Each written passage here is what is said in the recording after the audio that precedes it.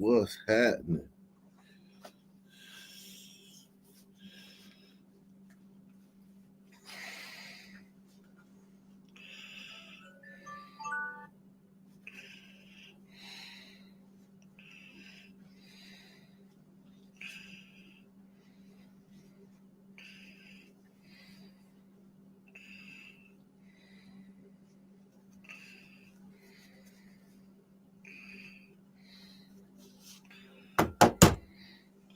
What's happening, man?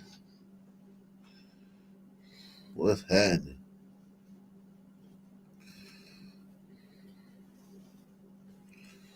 What's happening?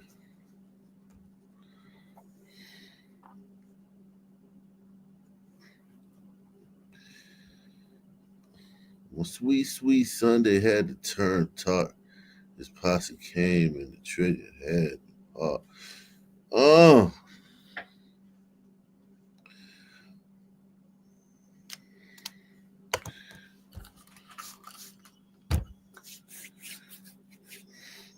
what's happening? Joe in the building.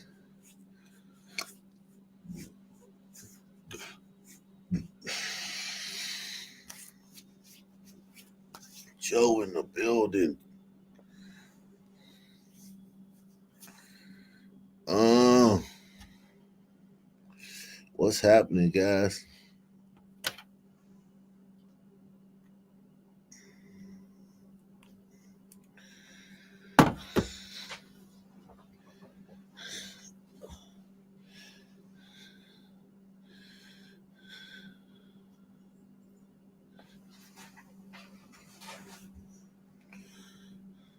What's happening? What it do? What it done did?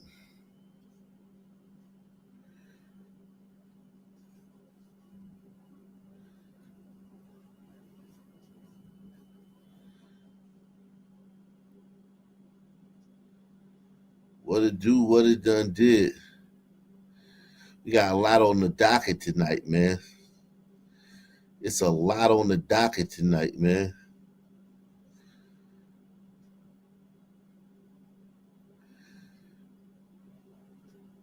See,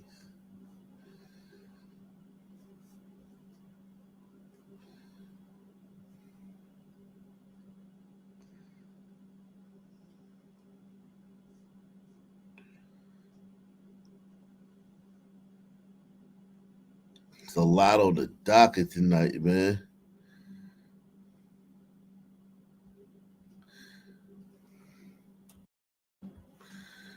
It's a lot. I ain't even gonna hold you, man.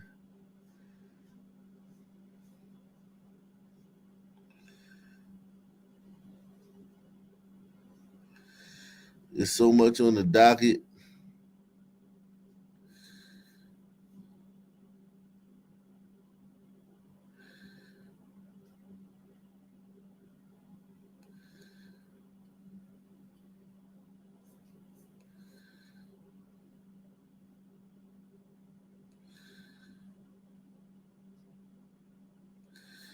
There's so much on the docket, man. Make sure y'all hit the like button, man. Hit the like button, man.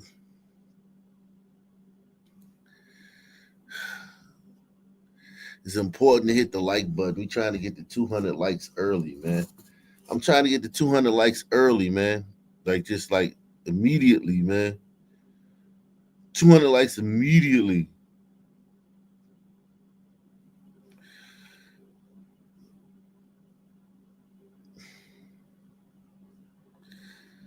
I'm trying to get 200 likes immediately, man.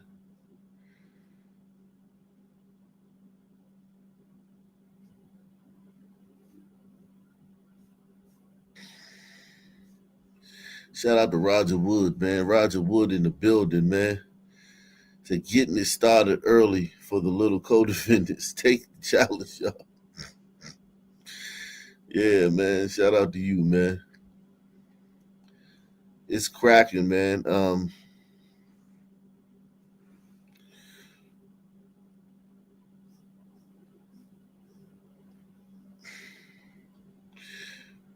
We got a lot going on tonight, man. I'm telling you, man. This is a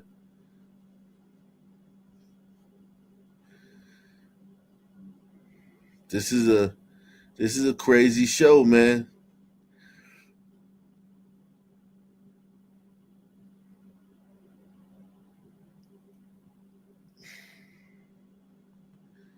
This is a crazy show.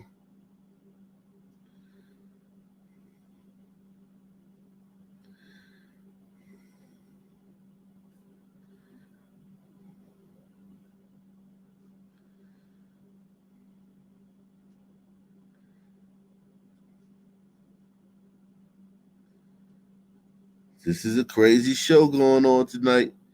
We gonna get it cracking, man.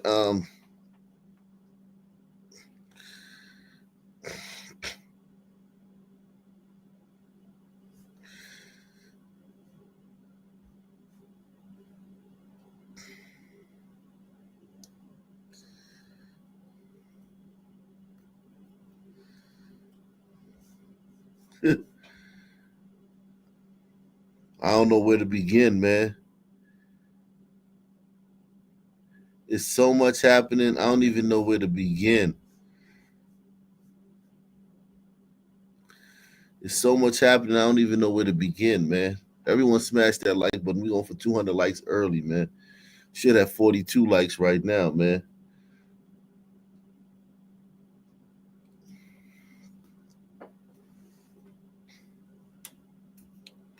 Shout out to Eric S, man. Ock Nation Hall of Fame. He says 5 and change challenge.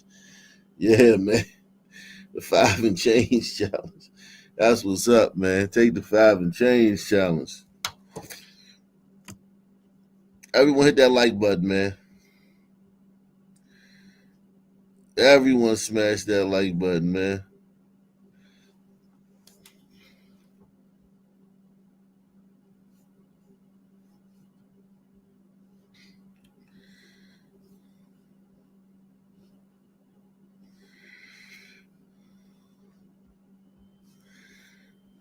Everyone hit that like button, man.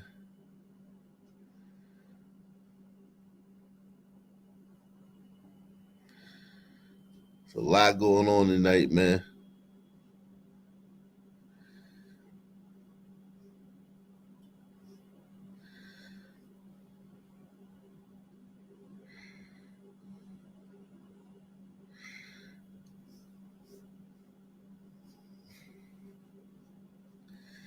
So much going on. It's like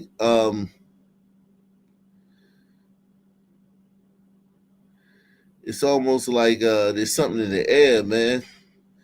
Everybody trying to get their crime out before they think Trump is going to crack down on this stuff, man. Everybody trying to get it in while the Democrats still. Everybody trying to get it in while the Democrats still in office, man.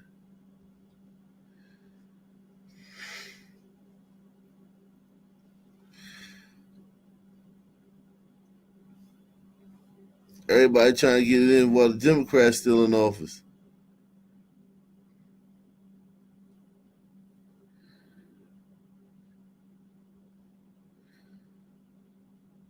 It's like, yeah, you better get all your carjacking and crime in, man, right now, man. Soon it's gonna be hard, man.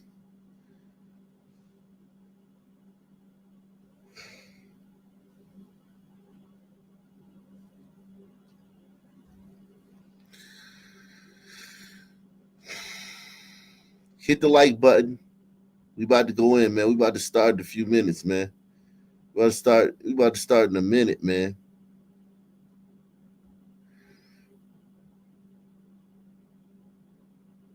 We about to start in a minute. I'm trying to get as many likes I can. I want as many people to be in here, but when I start,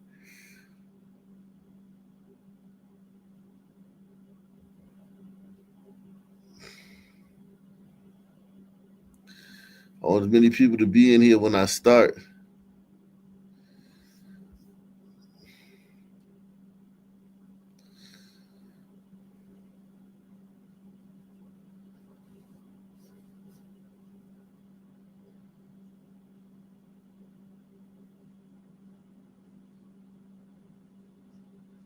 want to be as many people in here as when I start.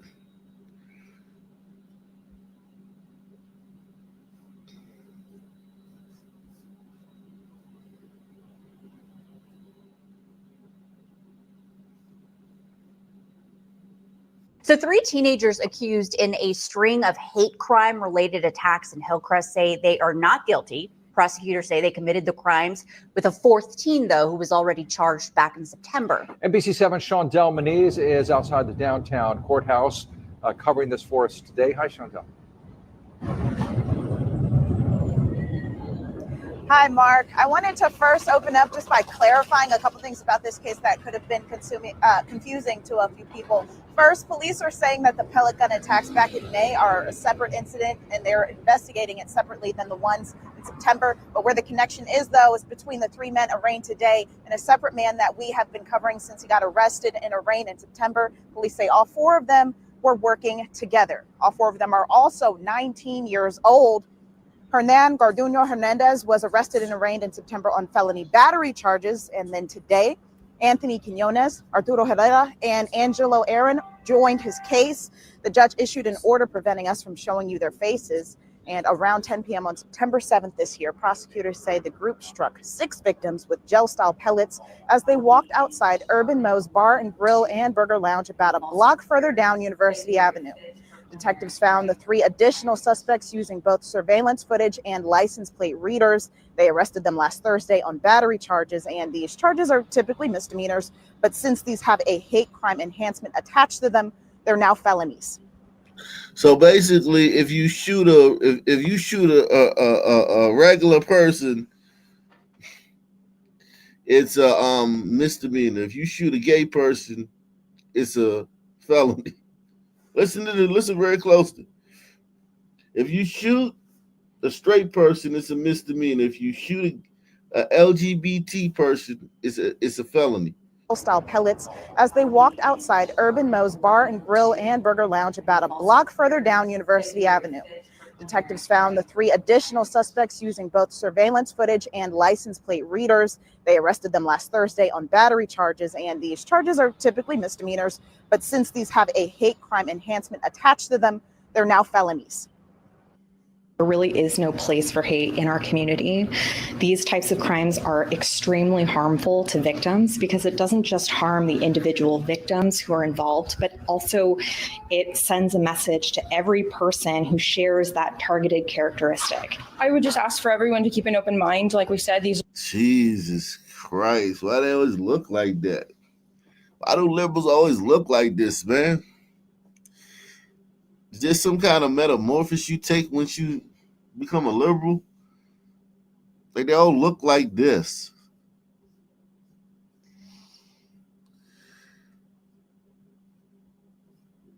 These are young men. We don't know what the motivation behind this was. We don't have discovery. We need to gather all of the information. We all have our homework to do. If convicted, each of these men could face 6 years and 4 months in prison. Their readiness hearing is set for December, and then their preliminary hearing is set for February. Live downtown, Shondell Moniz, NBC7. Thank you, Shondell. A night of bloodshed across Birmingham, claiming the lives of 3 men in just a matter of hours, only miles away from each other. When you have homicides that take place this close in time and this close in distance, you can't rule out anything. Officer Truman Fitzgerald with the Birmingham Police Department says around 6:30 on Thursday, officers found 2 men shot to death in an abandoned house in the Inglenook community. They went to the back of an abandoned house and observed an adult male, unresponsive, suffering from a gunshot wound. Officers began searching the immediate area when they discovered a second male. He was inside the abandoned house and he was suffering from a gunshot wound. Police took 2 other men in for questioning after finding one inside the house and the other walking in the area. Right now, we are unsure of who was who. Right now, we're treating this incident as if there's more suspects that aren't in custody. Officers also found a stolen vehicle at the scene, which police say is common in murder cases. These stolen vehicles go on to be used in homicides, whether the suspects use them or whether we have found victims in stolen vehicles. But just hours before, BPD officers were investigating a targeted shooting that took the life of another man in the South Woodlawn neighborhood. We believe the victim was sitting inside a vehicle when he was ambushed, possibly by multiple shooters. We do believe he was the intended target in this shooting. The victim was found inside a car after being shot multiple times. Detectives counted between 15 to 20 shots fired. We as a department. Salute to Michael, man. Shout out to you, Michael. Listen.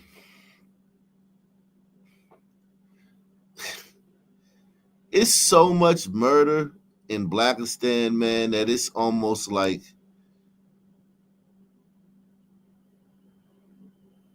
to ignore it is a skill, man. It's starting to become a skill to ignore this stuff. You have to be skilled. It's kind of like the 52 hand blocks in fighting. It's like it may look like the person is just doing like this, but they actually there's a rhyme and reason to what they're doing. And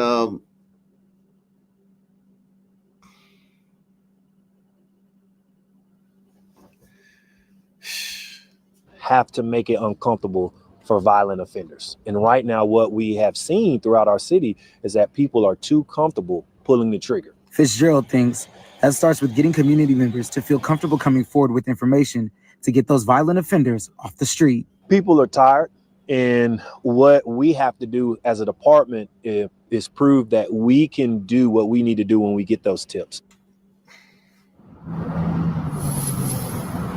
Now, BPD is asking anyone with information to come forward. You can either call BPD directly or you can call Crime Stoppers to remain anonymous. Live in Birmingham, Aaron Llewellyn, WBTM 13. Metro has been getting tough on fare evasion on the rails for some time, and now the transit agency says it's turning its attention to the bus. Metro says more than 70% of bus riders are not paying their fares right now. And as News 4 Transportation. Jesus Christ. Who told me that the other day? I think that was Osa. 70% of the riders are not paying their fares. God, just walking straight past the bus driver like, man. I know the bus driver probably shocked when somebody actually paid. That shit is crazy. Wow. Shout out to Pamela Henderson. To the bus. Metro says more than 70% of bus riders are not paying their fares right now. And as News 4 Transportation reporter Adam Tuss explains, a major fare enforcement campaign is about to ramp up on the bus. We're always looking. Metro General Manager Randy Clark with a direct message to bus riders. Pay the fare. We've heard loud and clear from people. It's something that we are working on. So he already at a disadvantage. They gonna call him racist for not understanding the complex issues that lead Black and brown people to not pay their fares. You better tread lightly, white man. Pay the fare. We've heard loud and clear from people. It's something that we are working on. So starting the week after Thanksgiving, we are going to go after the bus system much more significantly. Uniformed police, plainclothes police, video monitoring, special police, transit police. They'll all be used in this effort. Clark says most of the enforcement will happen with. Listen, if 70% of the people, this is asking for trouble. This is setting up some kind of racial Rodney King, George Floyd type bullshit, man. If 70%, and trust me, when it's the bus in DC, it's black people. They're talking about black people. If 70% aren't paying,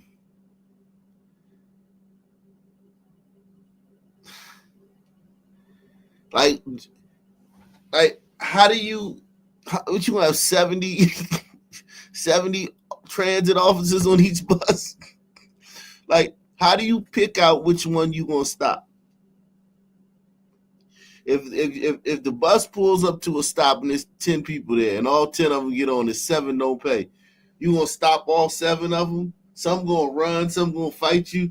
I mean, like, this is going to be, and then everybody on the bus has phones. They're gonna pull out their phones and record whatever interaction happens between the transit cops and the sons. This is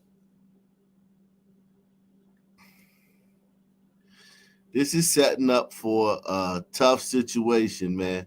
Everyone continue to hit the like button. We're going for 200 likes early. Everyone continue to smash that like button. Everybody who's in here, smash that like button. Also, take the $5 challenge. Support the channel. Support the channel, man. We still bringing you the crime, man. Everybody else talking politics, man. We getting back to crime, man. We may do a little politics, but we getting back to crime, man. We getting back to the crime because the crime ain't went nowhere, man. We need to see what's going. We need to see what's going to happen with the crime. Everybody trying to act like illegal immigration and shit like that and Tren de Agua. Nah, what about trendy niggas, man? Tren de nigga. What about Tren de nigga? Special police, transit police, they'll all be used in this effort. Clark says most of the enforcement will happen without the bus operator getting involved, protecting them from confrontation. So we'll take a place, say, and I use this purely example, a place like a Silver Spring where there's a lot of bus bays, or a Minnesota Avenue, or that type of example. We may have 3 or 4 officers, but now we might target them with some special police or transportation supervisors, and we'll spread them out at the different bays, and they'll just stand by the door. And basically, if you don't pay, you're not getting on.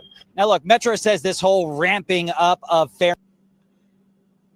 Yeah, but then you know what's going to happen? People going to stop getting on at the bus bays. They're going to start getting on at the next stop.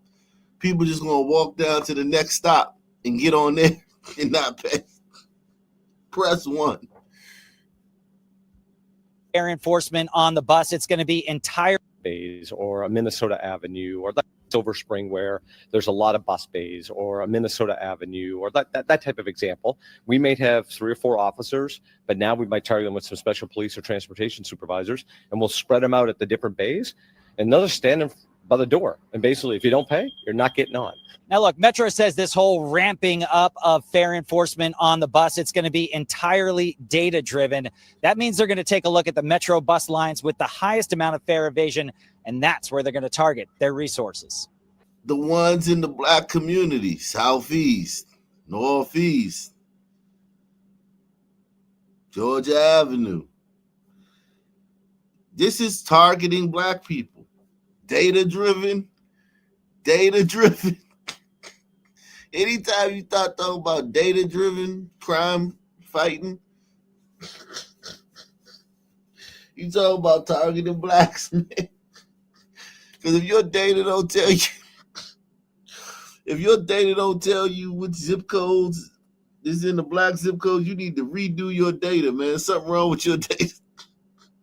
You need to get a new some new software, man. If your data if your crime data don't send you to a black neighborhood, man, you need to get some new software. Press 1. Basically, if you don't pay, you're not getting on. Now, look, Metro says this whole ramping up of fair enforcement on the bus, it's going to be entirely data driven. That means they're going to take a look at the Metro bus lines with the highest amount of fare evasion, and that's where they're going to target their resources. The P12 line in Prince George's County and the X2 line in D.C., just a few of the lines. That's my bus, the X2. That's the bus I used to catch all the time. The X2. That's the hood bus. That's from uptown. Uptown to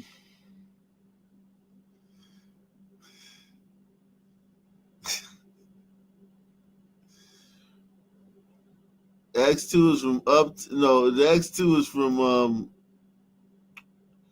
from H Street, not H Street and Benton Road. H Street and Benton Road.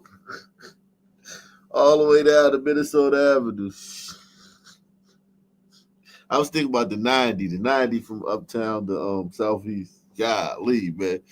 The 90 bus, it's some buses and lines in DC, man, where it's like, yo, this is gonna be trouble, man. This is going to be trouble. Sources.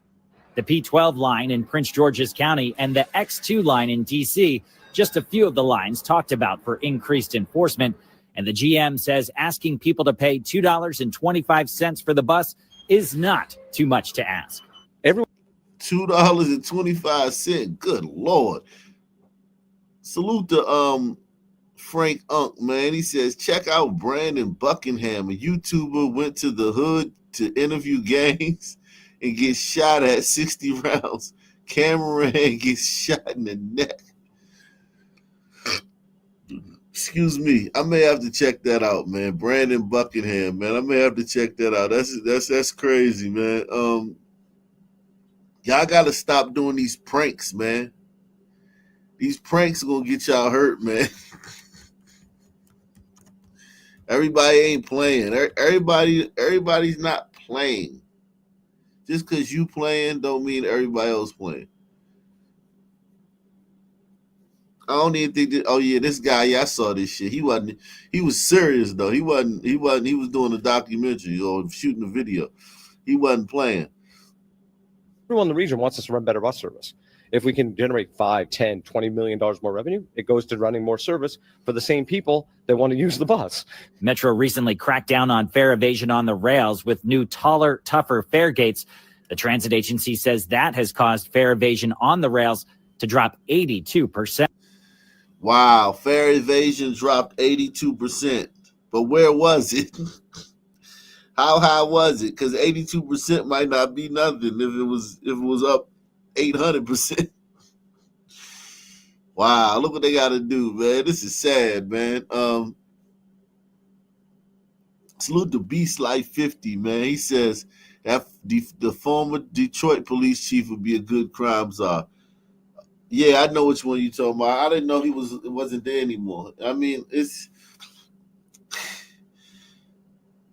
it would be nice to have a black guy there, man, but you can't trust black people because they're going to go woke, man. They're going to try to, like, program the shit. They're going to have all these damn programs. They're going to give a thug a hug.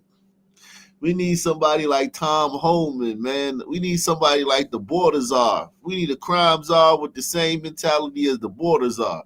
Press 1. Then, at Metro headquarters, Adam Tuss, News 4. We reached out to the union that represents Metro's frontline workers about this new enforcement campaign, and they tell us that they support riders paying their share and called it a matter of fairness. But, quote, bus operators are not law enforcement and should not be expected to put their safety on the line amidst an upswing of violence toward transit workers, end quote. All right, Thanksgiving. Back now with a search for suspects involved in a robbery spree across the district this afternoon. Yeah, DC police. Surveillance video captured a group of teens attempting to carjack a man with his young son in the back seat. First on Fox, the victim tells Alexa Ashwell, even though 2 teens were arrested, justice has not been served. This Baltimore father is experiencing 2 issues we've been reporting on for months now: the quality of life crimes and the lasting impact, including financial burden that's often falling on these victims, and the handling of these cases by the Department of Juvenile Services. Back on St. Patrick's Day, Val and his 8-year-old son were the victims of this terrifying attempted carjacking caught on surveillance in Federal Hill. Now he's facing a new nightmare. Even when identified and went through the system, there's no justice that's been made. The father, Val, says one of the 2 teens arrested, now 17, and transported to juvenile book. Let me tell you something, man. Right here, you got to already know, like whenever they looking around and standing and some standing back and some walking forward, and he may have been doing so. He got his arm hanging out the window, so he's just relaxing. You just gotta, man.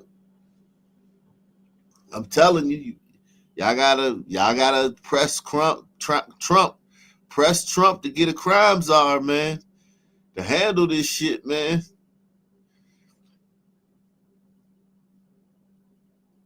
This shit is unconscionable, man. says one of the two teens arrested, now 17, and transported to juvenile booking for the crime, recently pleaded guilty in court. He says his exact consequence remains unclear. It's on their record for this juvenile, a felony. And they potentially, I didn't receive any confirmation, potential ankle monitoring. In a recent restitution hearing the victim took part in to address the cost of the crime left him dumbfounded. The stolen items that they were able to get away with, which were my keys to my vehicles, including the one that they attempted to carjack. And I submitted all the receipts, including the out-of-pocket that I had to pay to obtain new keys to operate my vehicle. Unfortunately, I wasn't made whole. That wasn't given to me. Val shared the receipts. He said between the two vehicle keys and reprogramming fees, he was seeking about $1,500. The judge, he says, ruling the juvenile pay about a third of that. $485.81. Less than $500, with no additional cost falling back on his parent, who he says was present for the hearing. It was ordered against the juvenile.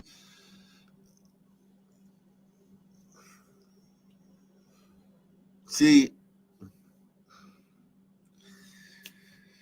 that's why I think you need a border czar, because you got to override these local prosecutors and these local judges. You got to override them, man. You got to bypass them, man.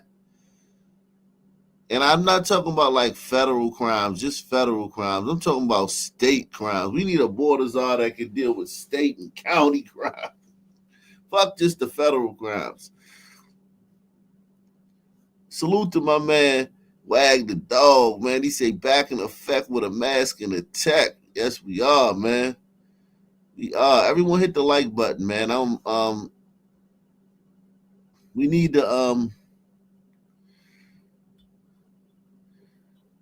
to get 200 likes early, man. How many likes we got right now, man? Let me see how many likes we got right now. 85. Come on, guys. Everyone hit the like button right now. Everyone who's in here, hit the like button right now. Hit the like button right now so I can refresh it, man, and see where we at, man. Everyone hit the like button right now.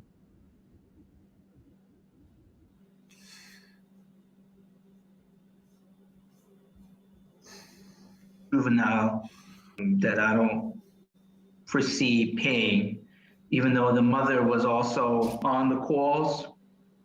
There was no judgment against the mother or any accountability from the parent. There's no justice. Not being made whole. I lost even more than this because I took multiple days off. I kept fighting this tooth and nail as a victim in this. The father says he feels at a loss, frustrated by the violence, lack of clarity on the handling of these cases, and consequence. Thousands at this point. When I'm a victim, it seems that the system is backwards. It seems to be protecting the aggressors versus the innocent victims and just, your average Baltimorean. It's really a shame. The father says the second teen has also pleaded guilty to the crime, but has yet to learn his consequence, if any. He says he's unsure if he'll receive any restitution in that case and questions if it's even worth taking more time away from work to see it through. Alexa Ashwell, Fox 45 News. I'm Mary Bubala. Thank you for watching. Here's another video for you to watch. But we begin this afternoon with a violent dispute involving two children, two teenagers, and a mother in the city of Detroit. Thank you for joining us for 7 News Detroit at 5. I'm Glenda Lewis. A teenager remains in critical condition after being shot in the head Thursday night. A 16-year-old boy is now in police custody, accused of shooting that teenager and a mother who was caught in the chaos. It all started with police getting a call from the 800 block of Delaware near 3rd Avenue. That's in Detroit's News Center area. The mother, who was shot less than 24 hours ago, is now sharing her unsettling story with 7 News Detroit reporter Darren Cunningham. Shanitra Rayford says she's lived in this community since 2017. But after being shot right here last night, just feet from her home, she says she's ready to move. You're willing to talk to us, obviously. Why is it important for you to speak with us? What message do you have? Tatted up. She tatted up, but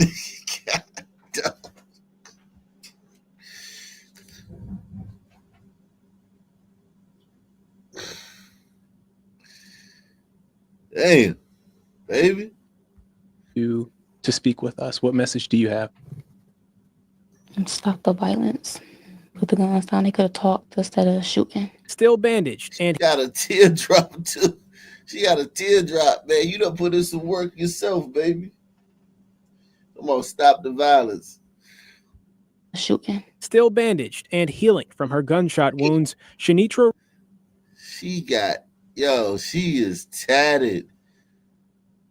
She tatted to the like a motherfucker, man. God no, man.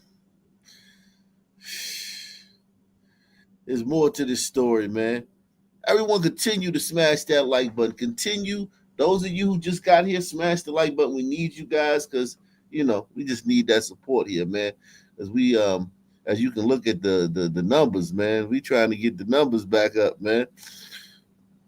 Rayford tells me what led up to an altercation she says was preventable. Everybody could have just talked instead of them just shooting. But it happened too fast. Rayford says a couple of kids picked on her 8-year-old son Thursday evening near her apartment. Wow, this is an issue with her 8-year-old son.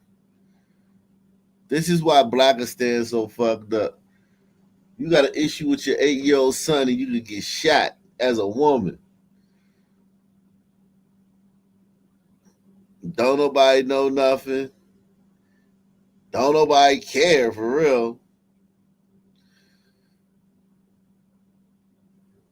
Who wants to live in a place like that where some woman go outside to see, like, to settle a dispute between some 8-year-olds and she end up getting shot? Preventable. Everybody could have just talked instead of them just shooting. But it happened too fast. Rayford says a couple of kids picked on her 8-year-old son Thursday evening near her apartment in the 800 block of Delaware. She says a 6-year-old choked her child after being egged on by a teenager. When he went and got his brother, he came out with a sledgehammer and started swinging at everybody. Rayford says she then went to talk to the 6-year-old's mother. She came with a whole bunch of people. Me and her was talking for a minute. After we got done talking, I got my CPL, so I had my gun in my pocket. One guy had his arm and his coat because he had a gun in there. So the boy next to me grabbed my gun out because he seen it with a gun, and they started shooting, and that's when I started getting hit trying to run. Now, when you were shot? When I was shot, I was crawling because I hit the ground. I was crawling, and then I ended up right here at the end, and old lady came, put me in a car, and took me to the hospital. At that moment, what's going through your mind? You're shot, you're on the ground. I thought I was about to die. Detroit police say one of the teens at the altercation was shot in the head and is in very critical condition. Does this change your outlook on living over here? Yeah, I want to move. I don't want to come outside. Darren Cunningham, 7 News Detroit. Yeah, because you come out, because it ain't over. It ain't like that shit is over. That shit, like, niggas still want more blood. Niggas want to keep it going. That's one thing that niggas do in Blackistan. They keep shit going.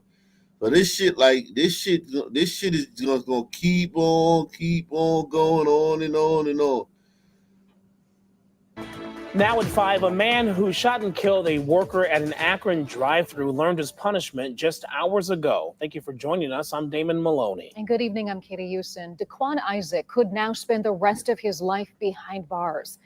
In court today, the victim's family said they escaped violence in the Middle East, only then to face tragedy here in Northeast Ohio. News 5's Bob Jones spoke with the family after the murder last year, and tonight he is following through on this story with the sentencing.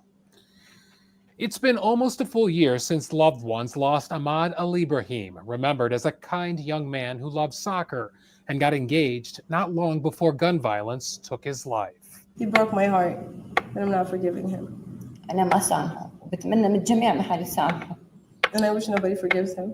Today, during powerful moments, Ahmad's mother, through a translator, confronted the man who pulled the trigger, Daquan Isaac. What did Ahmed do against you? Nothing at all. What is it? Damn, he said nothing at all. I just killed him, because I'm a fucking proto-human. What was between you and him? Nothing at all. Do you know him? No. The murder happened in December of 2023 at Borders drive-thru on Arlington Street in Akron, a murder Isaac himself called senseless. I apologize to the family. It was a senseless act, unjustified, inexcusable. According to police, Isaac tried to buy a single cigar, but when he handed over money that had blood on it, Ahmaud refused to take it, and an argument followed. Moments later, It'd be that quick, man. I don't want man. No, I'm sorry. I can't take that money with blood on it. What bitch ass nigga? Bam! Later, Isaac fired a rifle through the drive-thru window, hitting refused to take it, and an argument followed. Moments later, Isaac fired a rifle through the drive-thru window, hitting the clerk in the neck and killing him. And also that he did not kill a person, but he killed the whole family. Ahmaud's dad says his family. He didn't kill a person, he killed the whole family. And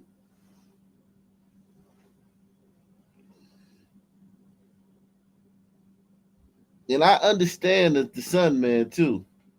Like the senseless nature of the Sun Man, like feeling disrespected. One thing about Sun Men, feeling disrespected is like one of the worst things you can do to a Sun Man. You make a Sun Man feel disrespected, man. Support the channel via PayPal, Cash App, or the Super Chat. Everyone hit the like button. Continue to take the $5 challenge. We up in here, man. He felt disrespected. That Sun Man felt disrespected, and that's dangerous, man. Family came to the U.S. from Syria in 2017 for a chance at a better life, only to lose his son to murder in Akron.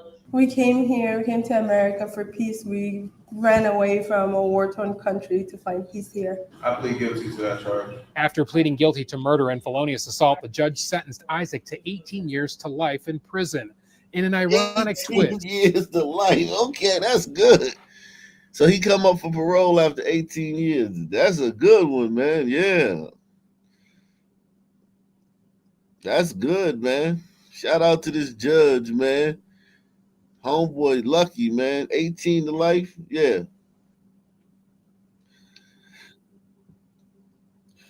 Excuse me. 18 to life. He might get by with doing 15, 16 years. 18 years to life in prison. In an ironic twist, Isaac told the court that he had an older brother who was murdered, but didn't learn from the pain his family endured. When my brother was taken away, I told myself I would never do that to another human being, and it turned out that I turned around and did the same thing. Ahmaud's parents said they felt sick ever since the murder, and they're hoping their words stick with Isaac as he heads to prison. How dare you just kill another human being for no reason? After the sentencing, the victim's family told me it seemed like Isaac was regretful, but they're not sure if he was sincere, adding that they believe he will be judged by God one day. In Akron, Bob Jones, News 5. My incredible sister who had her whole life ahead of her, taken by boys who call themselves Kia boys. Now at 5:30, it's a problem we've been following for years. Teenagers stealing cars and driving recklessly, seriously injuring or killing people across Northeast Ohio. Now a teenage driver goes before a judge. Everybody That's the same dude, man. Isn't that the same guy from the last one? Wait a second, man. Wait a second, man.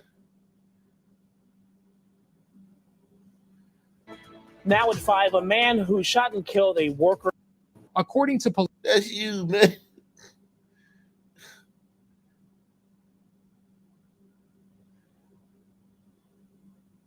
No, that's a different guy, man.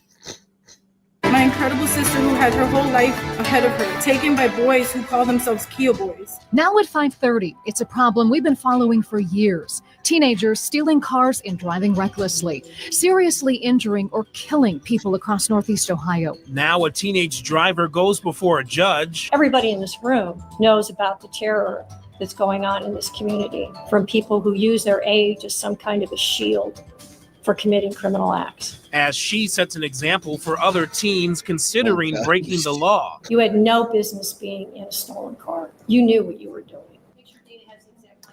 That teen will be spending the next 16 years behind bars. Monroe Larkin was driving a stolen Kia that was involved in a deadly crash in Old Brooklyn that we first told you about last summer. News 5's Catherine Ross was in the courtroom for you this afternoon when a judge ordered the maximum sentence. For the family of Janet Reyes, she was full of life, laughter, and love. The kind of person who could light up a room without even trying. The future has been radically altered. A lot of things in this life are not for certain. But this, growing old with my sisters, I was sure of. The pain has hardly subsided since we first showed you the crowd of loved ones at a vigil near Pearl and State Roads last August. 21-year-old Janet Reyes was killed in a crash just down the street from her mother's house. She was so close to making it home. Surveillance video shows a vehicle flying at a reported 88 miles per hour down Pearl Road before colliding with the car Reyes was riding in with her friend. Shit. Reyes was killed on impact. Her friend suffered a brain injury and lost her eye. The speeding car was a stolen Kia Optima driven by then 16-year-old Monroe Larkin. This wasn't an accident. It was a choice. A choice that cost her life and left a lifetime of grief in its wake. Reyes' death here last August was the second time in a month that someone had been killed in a crash with a stolen Kia. And today, the judge said she wanted to set an example for the young people she says have been creating terror in the community. You caused this. You caused all their pain. You caused the death of another human being. You interrupted whatever life that person was supposed to have. Judge Nancy Russo gave Larkin the maximum sentence for vehicular homicide and felonious assault charges. He'll spend 16 years in prison and lose his driver's license for life. I hear a lot of people talk to me about, oh, the person's 17, oh, the person's 16, but you knew exactly what you were doing. Larkin briefly apologized for his actions. Reyes' family tells us they're satisfied with the sentence and they hope it helps prevent other families from experiencing their pain. The truth is, there are many more kids like you in the streets, and if we continue letting them get away with horrific crimes, how can our communities get any better? In Cleveland, Catherine Ross, News 5. Spoke with parents as well as police and school officials who came here. Wow.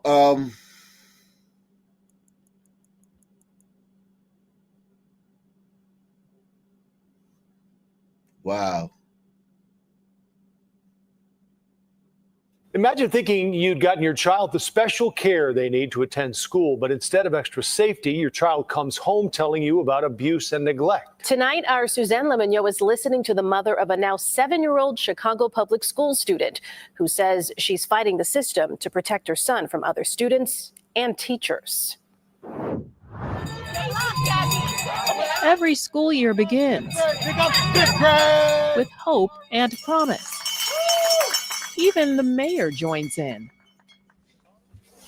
He brings light to any room that he enters. And for little Carter, how's your day going? doing good. The start of school Doing good. Yeah. brings some troubling feelings. You want to go to school? No. Because this cute, giggly boy is not like most children his age. It's been very difficult to raise him Here's mom, Shanika Crane. because I was a single mom. He can be challenging at times Don't lose focus. Look at me. What do you mean? because of his diagnosed behavioral and developmental issues. He has a severe problem that's going on, and it takes gentleness and it takes love and caring people to, work with him. But during the 2022-23 school year, the first grader began sharing stories with Shanika about his school that were anything but gentle and caring. I was trying to eat the popcorn with her snacks in front of me. That was a teacher. And as time passed, he shared more from inside Robert Nathaniel Dett Elementary. I don't want to go to school Why? because I'm scared to go to school. In December of 2022, Shanika snapped this picture of Carter's hand. It showed a bite mark from another student. I wasn't notified. There wasn't any accident reports, incident reports. I did not receive one phone call. And those incidents escalated. He came with multiple bruises on different occasions. In March of 2023, Carter told his mom about teachers hitting him. Why are you scared to go to school? Jesus Christ, man. Yikes, man.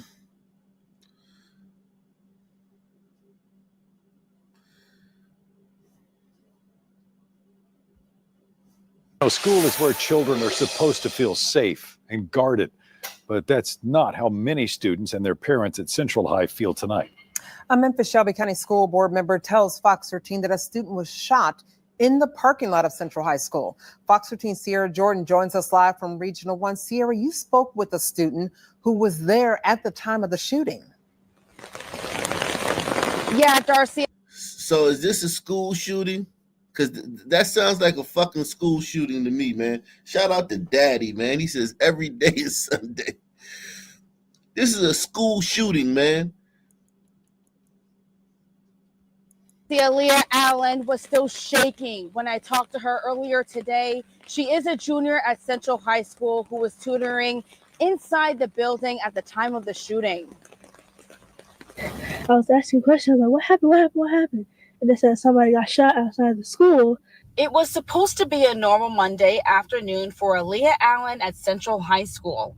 Allen told Fox 13 she attends tutoring when school is out of session, but it was interrupted by an announcement made over the intercom inside the school. Announced that the students need to stay in the classroom, teachers close your doors, and I heard sirens outside. Police say shots were fired in back of Central High School. They say it happened about 30 minutes after school dismissal. As officers arrived on scene, they found a male victim in the parking lot.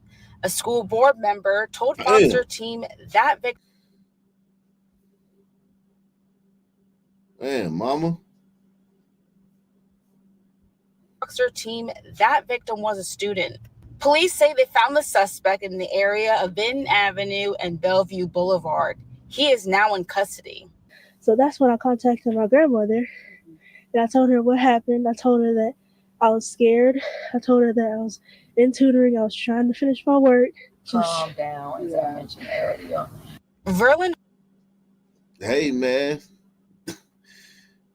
Going to school with sun turds, man. It stress you out, man. Poor girl, man. Sun turds breaking her, man. Horton was on the phone with her granddaughter after the shooting. Horton says her granddaughter wanted to be picked up early due to the gun violence in the area. Just calm down. That she was in safety, so she was in tutoring. I asked her, was her teacher that I could hear the students and teachers in the background. Calm down. Don't come out of the building. Wait till the principal and everyone announced that they can come outside. But stay there. Here she come now. She wouldn't let me get off the phone.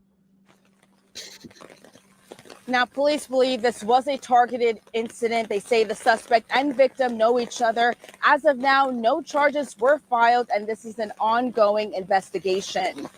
Darcy, Daryl. That is Fox. Wow. Wow.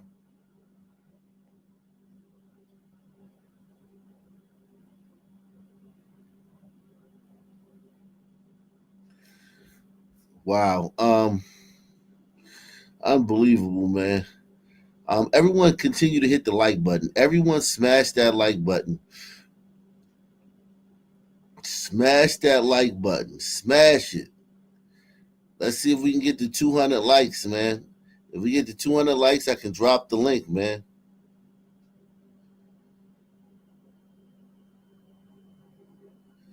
We get to 200 likes, I can drop the link.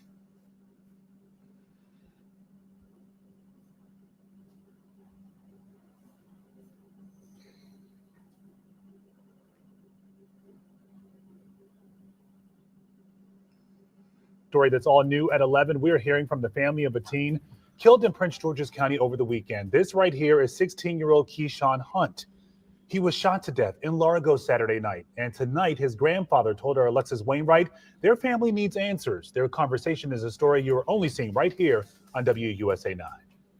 Like 2 days later, I broke down and cried and stuff. You know, it was like, damn, Keyshawn. You know what I'm saying? Why did you have to, you know what I'm saying?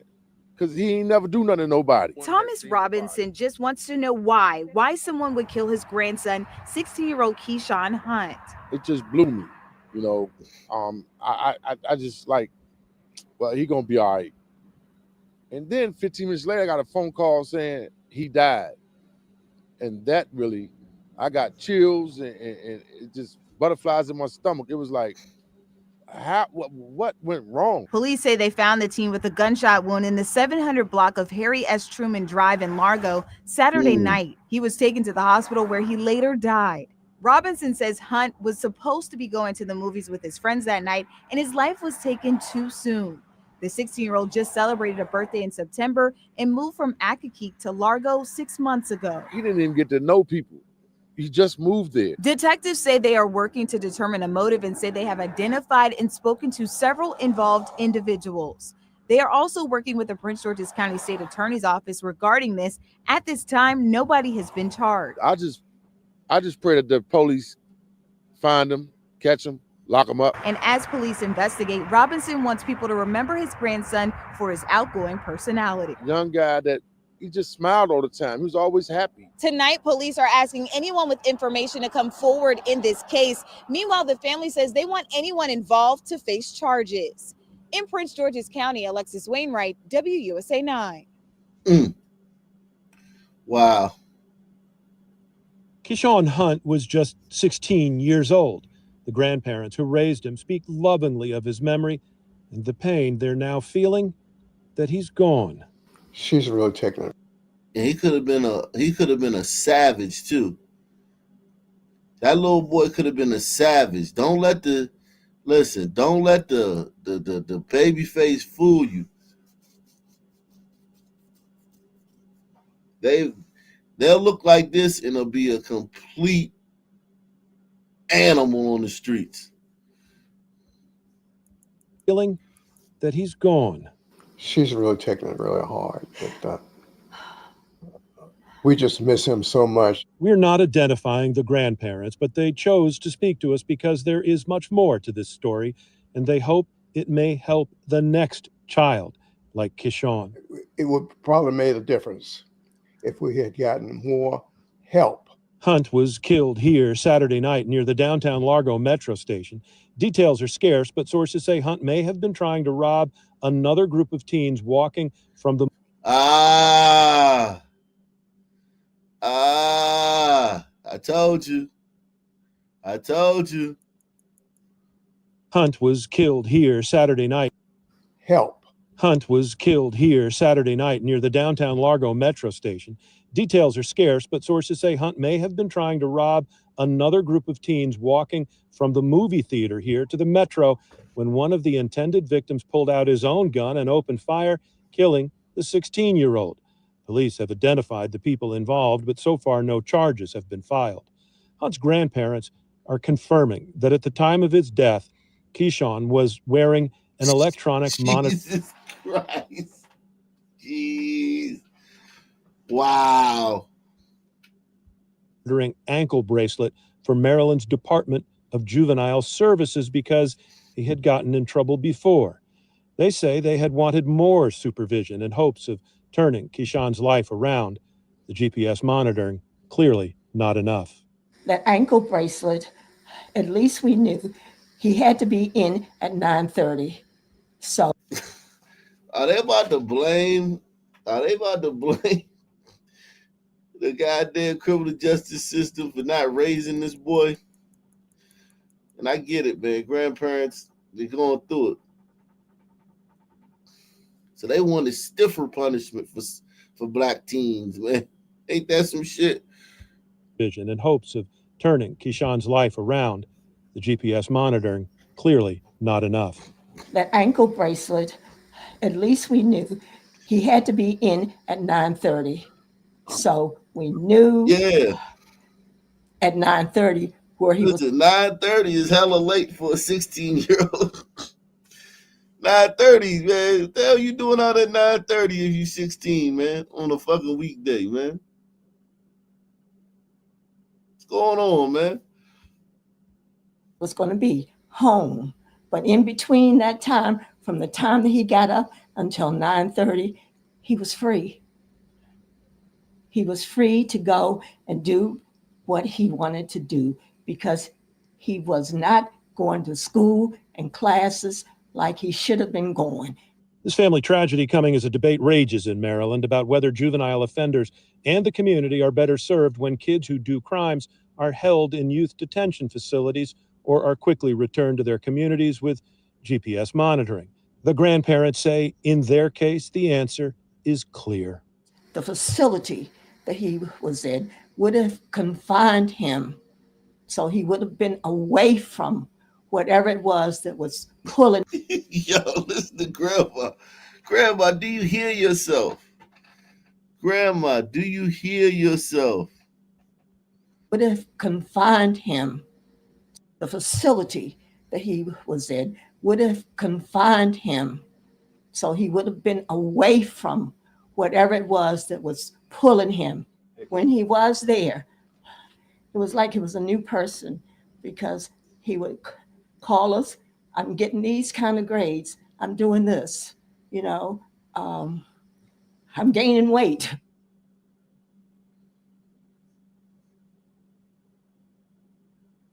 Story that's all new at 11. Jeez.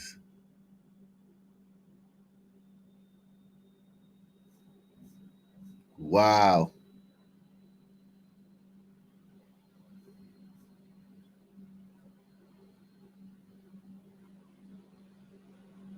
Wow.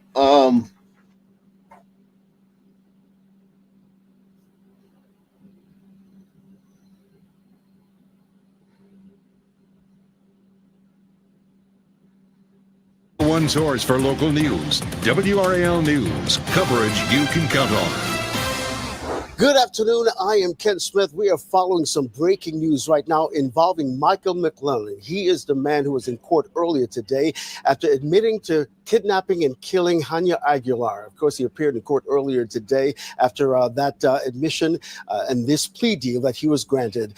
Well, in the last 30 minutes, we were able to confirm with the Robeson County Sheriff's Bernice Wilkins that McClellan tried to escape not once, but twice. He tried to escape on his way to the courtroom this morning, and then he tried to escape a second time as he was being transported to Central Prison. Here's what we've been able to find out from Sheriff Wilkins in an exclusive interview with WRAL. He said somehow McClellan got some type of homemade handcuffs key. He was able to get out of the chains in the backseat of that car. This whole altercation occurred on I-40. It caused a crash. Listen to how Sheriff Wilkins described what happened in that altercation between McClellan and sheriff's deputies. He was able to get all that off of him in the back seat, and they started noticing him doing a little bit of too much movement in the back seat. And the next thing they know, he's reaching through what is a air vent that goes underneath the plexiglass, and he's puts his hand right there where the officer's weapon is. He's a right-handed officer, and he was able to hit the latch that undoes the gun in the. All right, on that, the hilt, the that.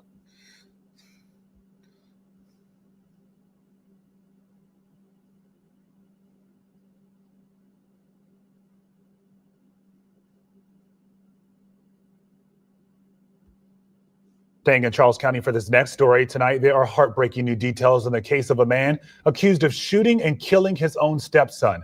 49-year-old Darshawn Williams appeared. Jesus Christ.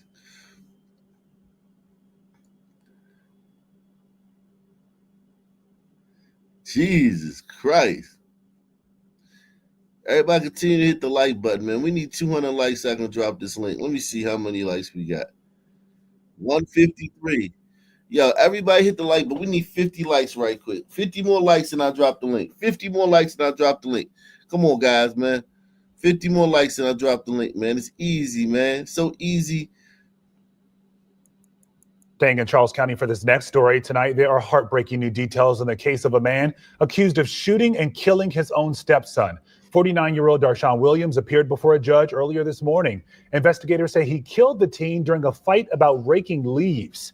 Our Leslie Moreno explains what investigators revealed in court today. Darshawn Williams will remain in custody without bond. A Charles County judge ruled Yeah, you gotta tell you gotta go home and tell your wife you killed her kid. I'd rather stay in jail, man. Shit, man. You don't want no bond, man. You don't have to face her, man. Sister give you hell if you leave the fucking toilet seat up. Sister give you hell you forget to take the trash out on the right day. You killed her kid, man. You should stay in there, man. You don't want that headache. Press 1. Everybody take the $5 challenge too, man. Support the channel, man, guys. It's a Friday, man. I know you guys can support the channel, man. Only channel bringing you the crime that's going on, man. You ain't gonna see none of these stories nowhere else. You ain't gonna be able to join the chat nowhere else, man, and talk about this shit and like a reasonable person. So hit the like button so we can get so I can drop the link and support the channel via PayPal, Cash App, or the Super Chat. And if you are new, subscribe. Darshawn Williams will remain in custody without bond. A Charles County judge ruled Williams is a danger to the community and potentially to himself. Tonight, disturbing details revealed in new court documents. The Charles County Sheriff's Office says Williams shot and killed his stepson, Michael Clemens, after an argument over not raking leaves. Charging documents reveal that Williams and his wife had been arguing earlier that evening about Clemens's behavior on their way home from dinner. The boy's mother left the house to avoid further conflict. Minutes later, Williams called her and said, "Your son is dead." She rushed home and Holy shit. Holy shit. argument over not raking leaves. Charging documents reveal that Williams and his wife had been arguing earlier that evening about Clemens's behavior on their way home from dinner. The boy's mother left the house to avoid further conflict. She left the house to avoid further conflict. That was a bad move, man. You the mother, you got to be in the thick of that shit. You can't just leave. Minutes later, Williams called her and said, "Your son is dead." She rushed home and called 911. When officers arrived, they found Clemens on the kitchen floor with a gunshot wound to his upper body. She's also advising her and her son and her husband were arguing. She left, and when she came back, she saw him laying on the floor. Investigators say Clemens would have turned 16 next week. Security cameras in the home may have captured the shooting. Detectives are still reviewing that footage. Authorities also recovered multiple guns from the home. Prosecutors are disputing claims of self-defense as Williams faces charges of second-degree murder, first-degree assault, and other related offenses. Over a dozen of Williams's family and friends, including his mother, were here in court today. The teen's family was not present. Williams is expected back in court on December 17th for his preliminary hearing. In Charles County, Leslie Moreno, WUSC 9. Jeez. Landscaper is in the hospital recovering tonight after he was shot during an attempted armed robbery, and 2 suspects are in jail. Decatur police say it happened along busy Claremont Avenue. This is a big crime. Landscapers, they're robbing landscapers for their equipment because those landscapers got those big leaf blowers, those lawn mowers. That equipment is very expensive. And they also a lot of times have cash on hand because they can make it paid in cash. Niggas running up on landscape crews, man, laying everybody down. We've been doing videos about that for the last couple of years, man. Something needs to be done, man. Landscaper is in the hospital recovering tonight after he was shot during an attempted armed robbery, and 2 suspects are in jail. Decatur police say it happened along busy Claremont Avenue yesterday afternoon. Fox News' Eric Perry is live with the latest tonight. Eric? Yeah, Courtney, Tom, it happened exactly 24 hours ago, 5 o'clock on a Thursday. And you can see behind me just how busy it is at this time. It happened near this YMCA. Now, a 17 and a 22-year-old behind bars. Be aware, know what's going on in your community. Keep an eye on your neighbors, keep an eye on your crews that are working at your houses. This video shows the moments Decatur police say 17-year-old John Quay Holt and 22-year-old Jeffrey Thorpe ran through nearby yards trying to escape after shooting a landscaper Thursday afternoon. Lieutenant John Bender with Decatur police say the two men robbed a landscaping crew just after 5 near the intersection of Claremont Avenue and Maydearest Drive, shooting one, sending him to the hospital. This video, given by a neighbor, shows the two men jumping a fence, then coming face to face with an Amazon driver, hiding their gun, trying to play it cool before taking off down the street. The pair were caught a short time later. I was kind of shocked. There's a lot of traffic in the afternoons. It backs up pretty far. Also, this right here on the corner is a bus stop for kids. So, I mean, all of that could happen, around that time. We talked with those nearby, like Josh Ridge, who says he wants to see more police in the area. This is a pretty quiet neighborhood, but over the past year, we've seen a few incidences where I believe that there may just be a lack of police presence that would help deter some of it. Generally, this is when these kind of thefts happen with landscaping crews. Thieves know that they're out working during the day. Generally, it's a very fast crime. 1 or 2 people jump out of a vehicle, grab a couple pieces of equipment, and then just jump right back into that vehicle and take off. Crooks targeting landscapers have become frequent across the metro. They can have somebody working in the front of the house and the back of the house just to kind of keep an eye on things. If you come face to face with the robber, do not fight back. Any type of armed robbery, if somebody is demanding something from you at gunpoint, don't fight, just give up whatever item it is and then call the police. Call the police indeed. This is another look just how busy it was when that shooting happened just feet away from here. Again, police were able to catch both of the men. They ran off shortly in that neighborhood there. They're now behind bars in DeKalb County facing several charges, armed robbery, aggravated assault, and some gun charges as well. In DeKalb County, Decatur, where it's greater. I'm Merrick Perry, Fox 5 News. Wow, some harrowing moments. Decatur, where it's greater.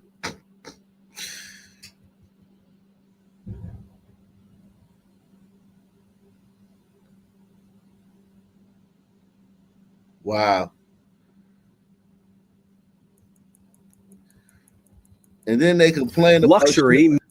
And then they complain about then they complain about shit like gentrification. You son turds complain about gentrification and shit after you should be happy, man. White people want to come and buy your old houses and make them better. Press 1. We almost got let me see how many likes we got. We got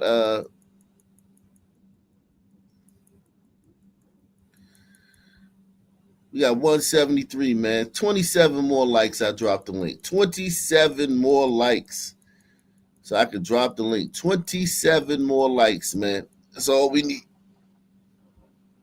Luxury meets purpose. Now leasing. There are signs in the hottest borough for housing right now that had been Manhattan and Brooklyn, but now I lived in the Bronx my whole life. Yes, the boogie down Bronx. Honestly, I see a lot of improving, like new buildings around the area. I give it a thumbs up. The Bronx has taken the #1 spot for development among the 5 boroughs, with more new housing than Queens, Manhattan, and Staten Island combined. Buildings, the restaurants, it's gotten more populated. It's very comfortable now. Carla, mom of 2 elementary schoolers, describes changes in her 15 years in Mott Haven in the South Bronx. She likes the changes. However, the rent isn't good. It's very high. I have to leave eventually. That sucks. So that's the plan, man. Get rid of y'all, man. Get rid of you and your little bank robber, your little carjacker, future carjacker, man. That's the plan, man. Not happy with possibly being priced out of the neighborhood, and she's by no means the only one. Yeah, I would definitely call it that, gentrification. Gentrification is the word used by Manuel Calixto. He owns 4 businesses in the South Bronx, including this. Of course, he owns businesses. Boone Shika here is hanging on by a thread, and goddamn fucking Paco Hector over here got 4 businesses. Neighborhood, and she's by no means the only one. Yeah, I would definitely call it that, gentrification. Gentrification is the word used by Manuel Calixto. He owns 4 businesses in the South Bronx, including this French-Mexican fusion restaurant. We're in Greenpoint, which, the same thing happened as it's happening here now. He says that rising rents in Brooklyn priced him out there, sending him to the more affordable Bronx 2 decades ago. But now, something's happening here. He says that he's fortunate that his profits let him buy a location for his other businesses. We're moving to Morris Park. Still in the Bronx, but more affordable for now. Meanwhile, I think they're sort of moving the working poor out. Julie Spitzer runs a division of the nonprofit BronxWorks. Yeah, man, you mean the element that's responsible for all the damn crime? Let me fix that for you. I think they're moving the element that's responsible for all the crime and the quality of life issues. They're moving all of them out. Or out. Julie Spitzer runs a division of the nonprofit BronxWorks. It helps families apply for benefits and runs a food pantry. Our pantry lines have working people who have decent jobs. They can't afford to live. Now you'll be lucky if for 1 bedroom is running between $2,600 to 2 bedrooms over $3,000 and change. That's the case for many new Bronx developments, and those rates are defined by the government as affordable. It's based on a formula to keep housing at 30% or less for everyone. Ruben Diaz Jr. now lobbies for Bronx development. He was borough president for 12 years, creating thousands of new housing units from long neglected land. Gentrification doesn't have to mean that you force people out. He's part of why almost all new developments here have at least 1/3 of the apartments renting at rates deemed affordable. While some critics... Yeah, I hate that, man. I hate them affordable housing units because them be all you do is attract the goddamn riffraff. You got a luxury apartment and you got a fucking you living next to goddamn Quandalacia and goddamn Marquise, and you paying fucking luxury apartment prices, and they paying fucking $800 a month and acting like it too. Say that's still not good enough. Some renters say. Honestly, I don't agree. Lala Lopez, a flight attendant, is among the professionals that developers have attracted here with housing programs that allow people within different income ranges to qualify for what are called affordable rents. You see the qualifying income ranges, but critics say many residents don't make enough to qualify. Low-income housing should be for low-income people. But Lopez, who lives here, explains why the pricing she sees for the new buildings works. A lot of the people who are moving into them are having government assistance. In fact, in this neighborhood, what's called deeply affordable housing has been built. The person with Section 8, that fixed paycheck, that fixed income is going to rent. Professor Gilbert Marzan studies economic and ethnic changes here. He says Section 8 and other low-income rent assistance helps, but because it can take months or years to qualify. Some groups particularly have left the city. They've even gone to other states, he says. The area isn't very... So now that's what's happening where I'm at. A lot of people from New York coming down here, man. And you know what that means, man. You know what that means.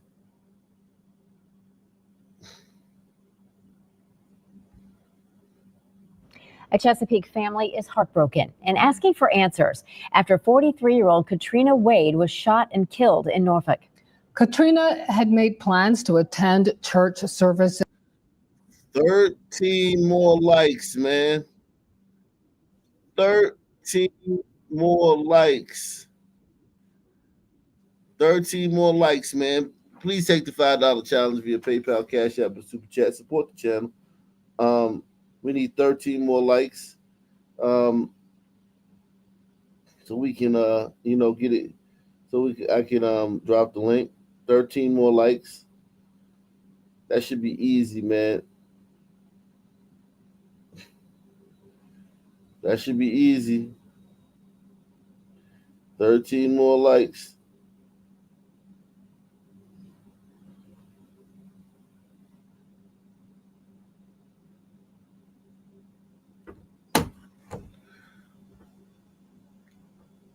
So I can drop the link, man. All right, there we go. There we go. There we go. Let me drop this link, man. A lot going on, man. Crime out of control, man. You're not the only one.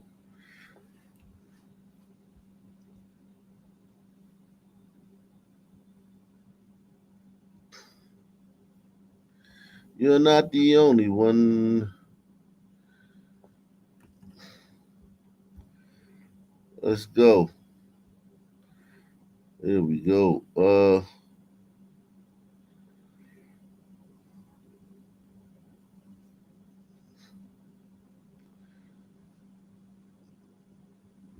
Shout out to everybody watching on Rumble. Y'all know y'all can take the $5 challenge on Rumble too. Y'all people watching on Rumble, you can support the channel on Rumble too, man. That's some serious shit, man. Don't come over here and be cheap, man. Don't be cheap, man. We trying to educate, man.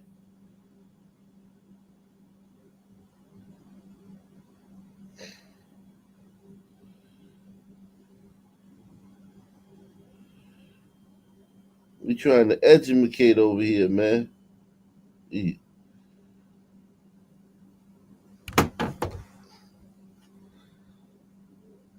Salute, man. What's happening, man? Yo, is it me or are the Umbritos catching hell from some people as of late these last few days? Why you say that? Well, the one on Kia Boy that murdered, yeah. for example, and then yesterday we came across a bunch. I know we came across the one on Brito. Yeah. They killed some person, but a lot of the stories they killed the Umbritos. Remember the one that got robbed and raped or some shit by a different someone and killed? Yeah, no doubt. I mean, you're right. We have been I think that's standard though. Yeah, me too. I do too, to be honest. I mean, look, the thing about it is that some men are killing everybody. Across the board a lot. It's not just like, it's specifically the Tigers, you know what I mean? Or the Umbritos. But you know, it got me thinking, right? If we were to give people a sunward pass for being victimized by sons, then everybody would be out here dropping hard R's left and right. I'm telling you. Everyone's gonna get a pass the way he's going. I'm telling you, man. I'm telling you. A Chesapeake family is heartbroken and asking for answers after 43-year-old Katrina Wade was shot and killed in Norfolk. Katrina had made plans to attend church services the week she was killed on Corporate Avenue in a triple shooting. Her church community tonight is asking why. At Little Piney Grove Baptist Church, 6 miles from the North Carolina line, Pastor Rashad Cartwright was on the lookout for 43-year-old Katrina Wade. A woman who would light up the room. She had a smile that all of our church would love to see her. And she just, any way she could serve or help, that was Katrina.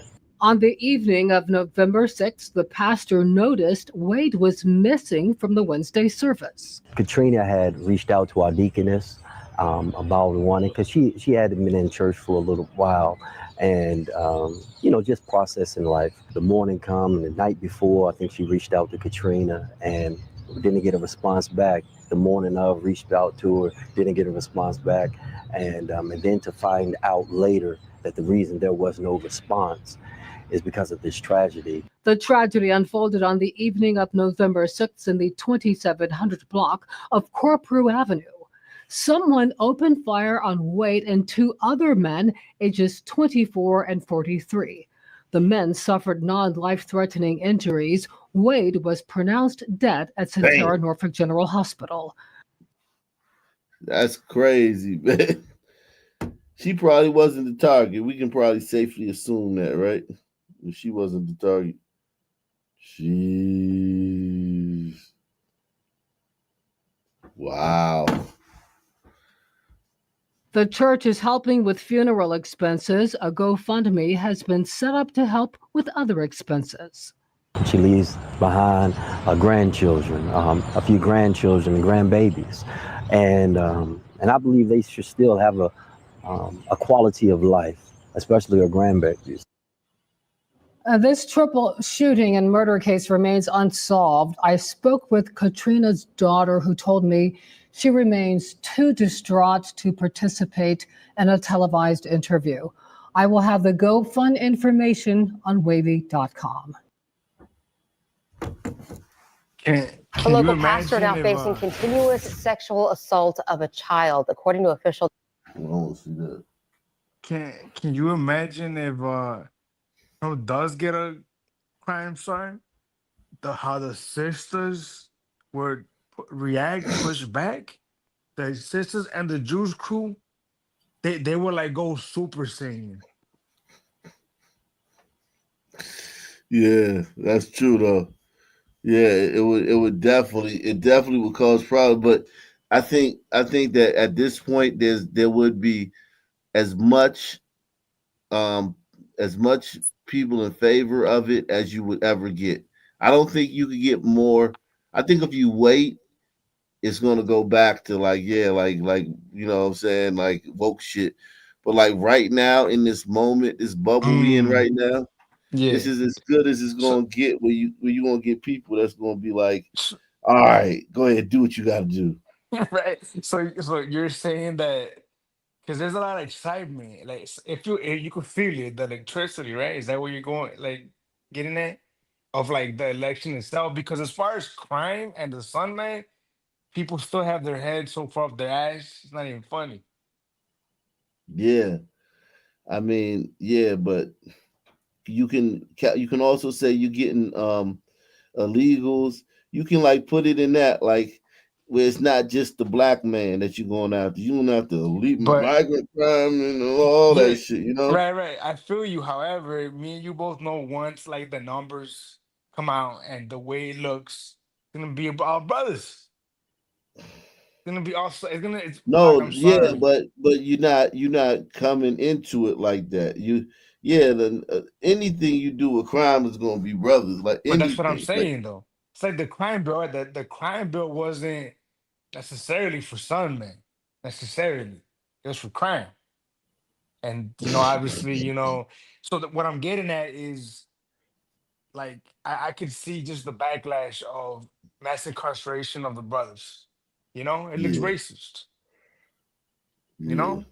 Although obviously, what I think should be done, but I just cannot see any scenario of the sort where the sisters are not going to mobilize. And I'm talking about final boss shit, Yeah, definitely. Without a doubt, man. Well, for many grieving families this holiday season, there will be at least one empty seat at the dinner table. But one family is turning their tragedy into a time to help others. 10 on your side's Markeisha Jackson shares their story. In March, 14-year-old Quadir Wilkins was shot and killed in Portsmouth. Today, his family returned to the apartment complex where he lost his life, not to hold a memorial, but instead to be a blessing to others at the very place they say they lost one of their biggest blessings.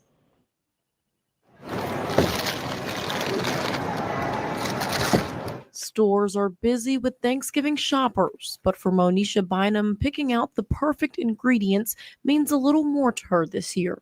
Even if I'm by myself, I got Quadir. Usually, Monisha would be shopping alongside her grandson, Quadir, but he'll be missing this Thanksgiving and all the ones to come.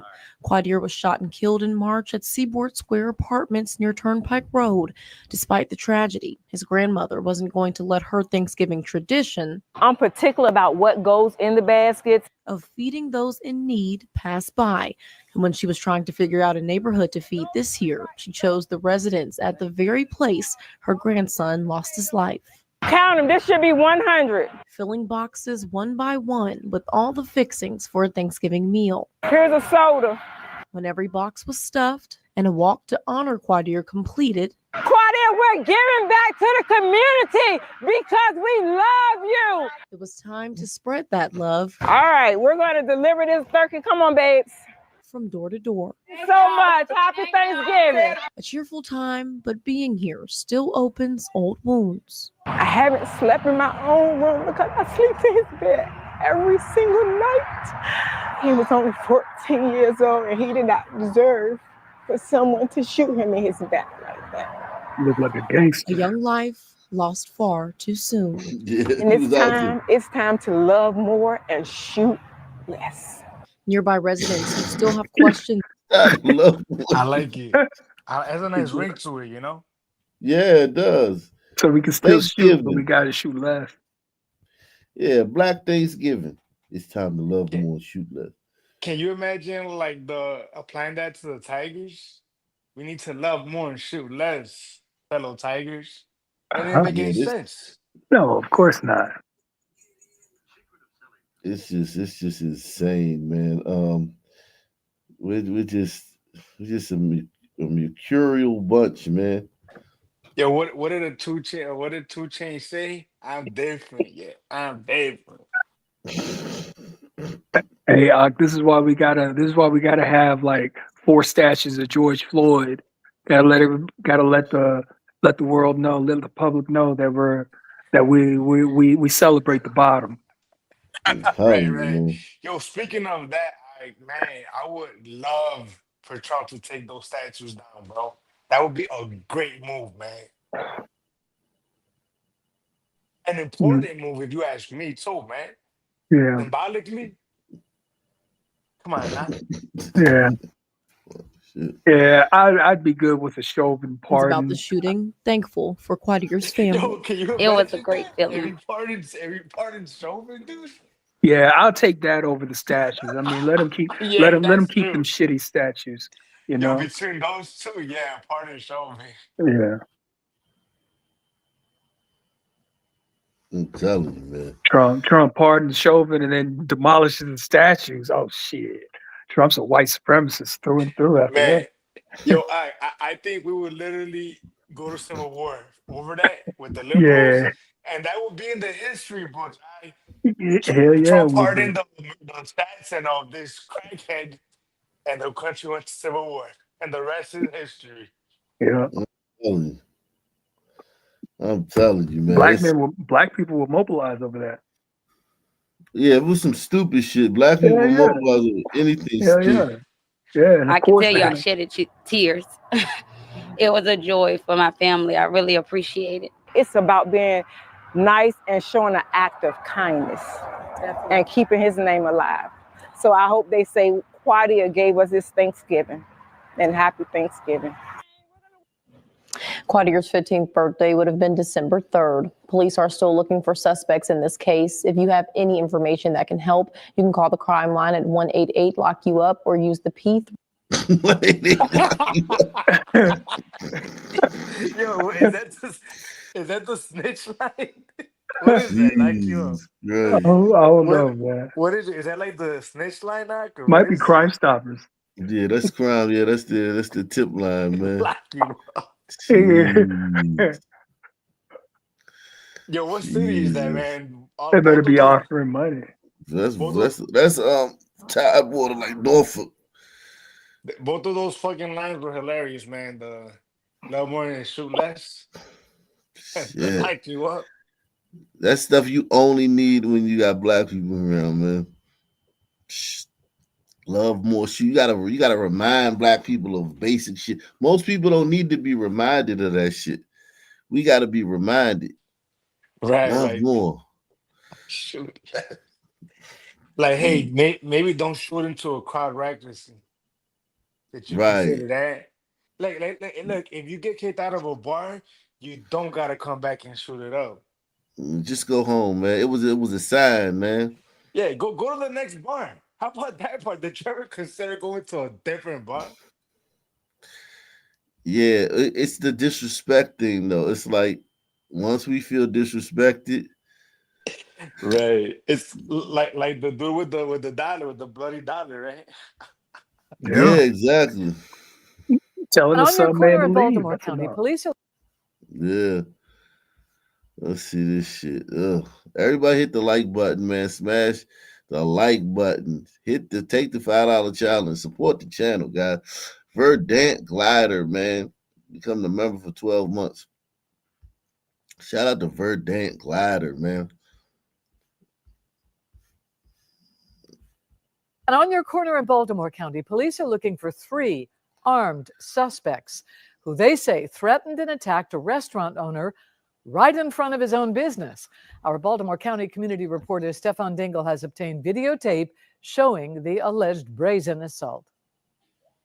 I see a couple gentlemen are, walking towards the entrance of the building. And once I saw them not coming inside, because I wonder what's going on there. It was just after midnight Saturday when 3 men could be seen on surveillance video approaching the Curb restaurant on East Chesapeake Avenue in Towson. So I start walking towards the entrance.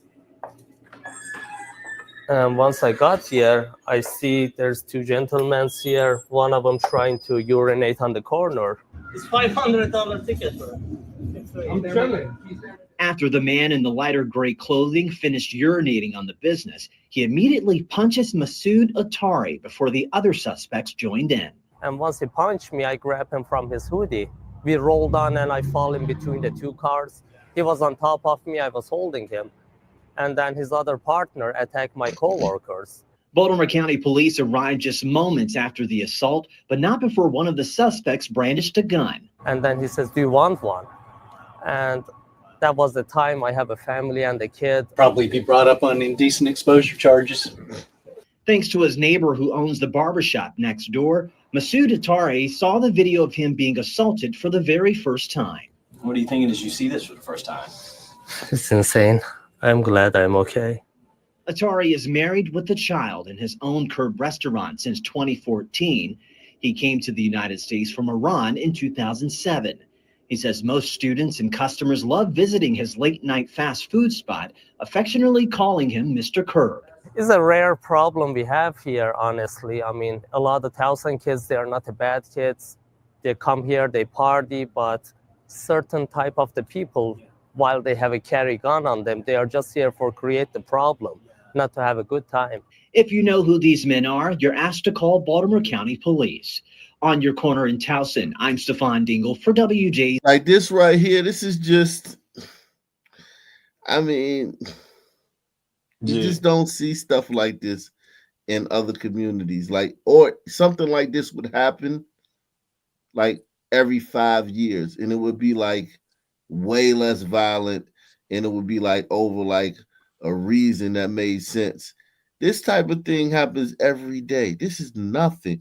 This right here is nothing. I don't know how this made the news. Right. Yeah, and you know what comes to mind, Doc, is the guy said that he has, a family, right? And it reminds me of what we used to tell Mayor Monkey and other people, like, you can't compete with people that don't have shit to lose and don't give a fuck. Like, you have shit to lose, well, you can't compete, man. Yeah. Facts. Facts. Facts. Facts. It's just, and he got to be there. Like, for instance, like they can just disappear into the night. Like, he got to be there. They know where he's at every day. Like, he got to open up. He got to look over his shoulder when he's closing. Right. It's like, yo, like some sons, because, you know, sons, they keep shit going way longer. You know what I'm saying? You've been around. Like, they like some shit where it can happen, and then it could be over with normal races. With blacks, they just keep the shit going. Right. If only they dedicated themselves to that degree to like actual community building, you know? Yeah, exactly. Investigators say they don't know what this original argument was about, but said it quickly escalated and ended with a woman being shot. The U.S. Marshals Service has now joined the search for the suspect, identified by police as Larry Braxton.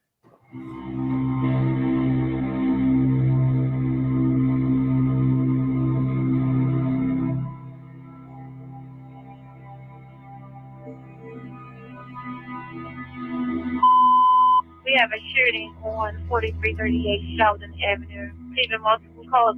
10-4, NC-27 working on her. She's alert and cautious. Is there any more units up there? Time is 1948. Amazingly, she has survived. It's a Sunday evening here in East Baltimore. Neighbors are preparing for the week ahead when suddenly the sound of shouting is met by a burst of shattered glass. There was an argument between neighbors. What investigators believe happened next is detailed in these charging documents.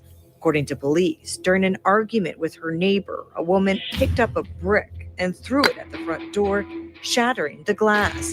She then walked. Oh yeah, she fucked up. Yeah. Like, yeah, man, like you get shot for that. Like, yeah, I mean, that's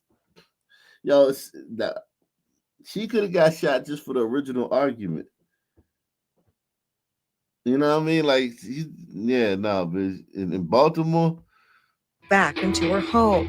A short time later, investigators say the neighbor and his father, later identified by police as 44-year-old Larry Braxton, kicked in her door and entered the house, armed with a gun. Mr. Braxton forced his way into the neighbor's house, pulled out a firearm, shot her multiple times, and left her for dead. According to investigators, the woman was found shot multiple times near her staircase while attempting to flee upstairs. Mr. Braxton did flee the area. At the scene, investigators begin collecting evidence. Was that crime lab requested for Sheldon? While at the hospital, detectives interview the victim.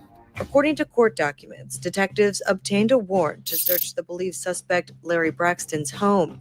Here, investigators detailed they recovered 22 gel caps of white powder suspected to be heroin, ammunition, and empty handgun magazines. The document specifies Braxton is prohibited from possessing a firearm or ammunition due to prior felony convictions. He's, in fact, should have never had that gun in the first place. Mr. Braxton does have a significant criminal history. According to court records, Braxton's criminal history dates back to the late 90s. Records indicate at least 5 arrests were for assault, and in 2009, he was sentenced to 12 years in prison for that crime. Records show other arrests involved drugs, including possession with intent to distribute charges in 2003, and most recently in 2018. It's extremely important to get somebody like Mr. Braxton off the streets. The United States Marshals Service now joining Baltimore police in the search for Braxton. If he did this once, he can and is capable of doing it again.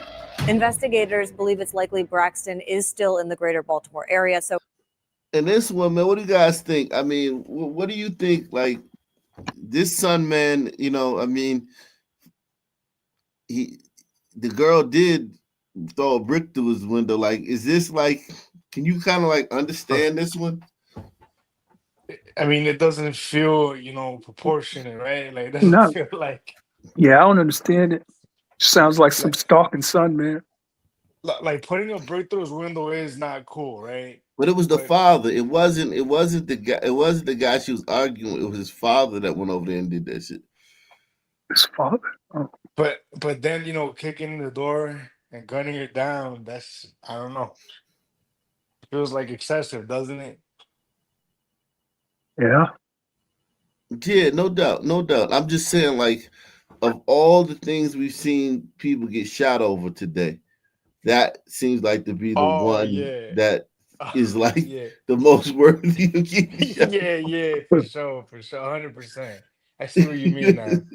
Yeah, man, no Yeah, solutions. she crossed the line.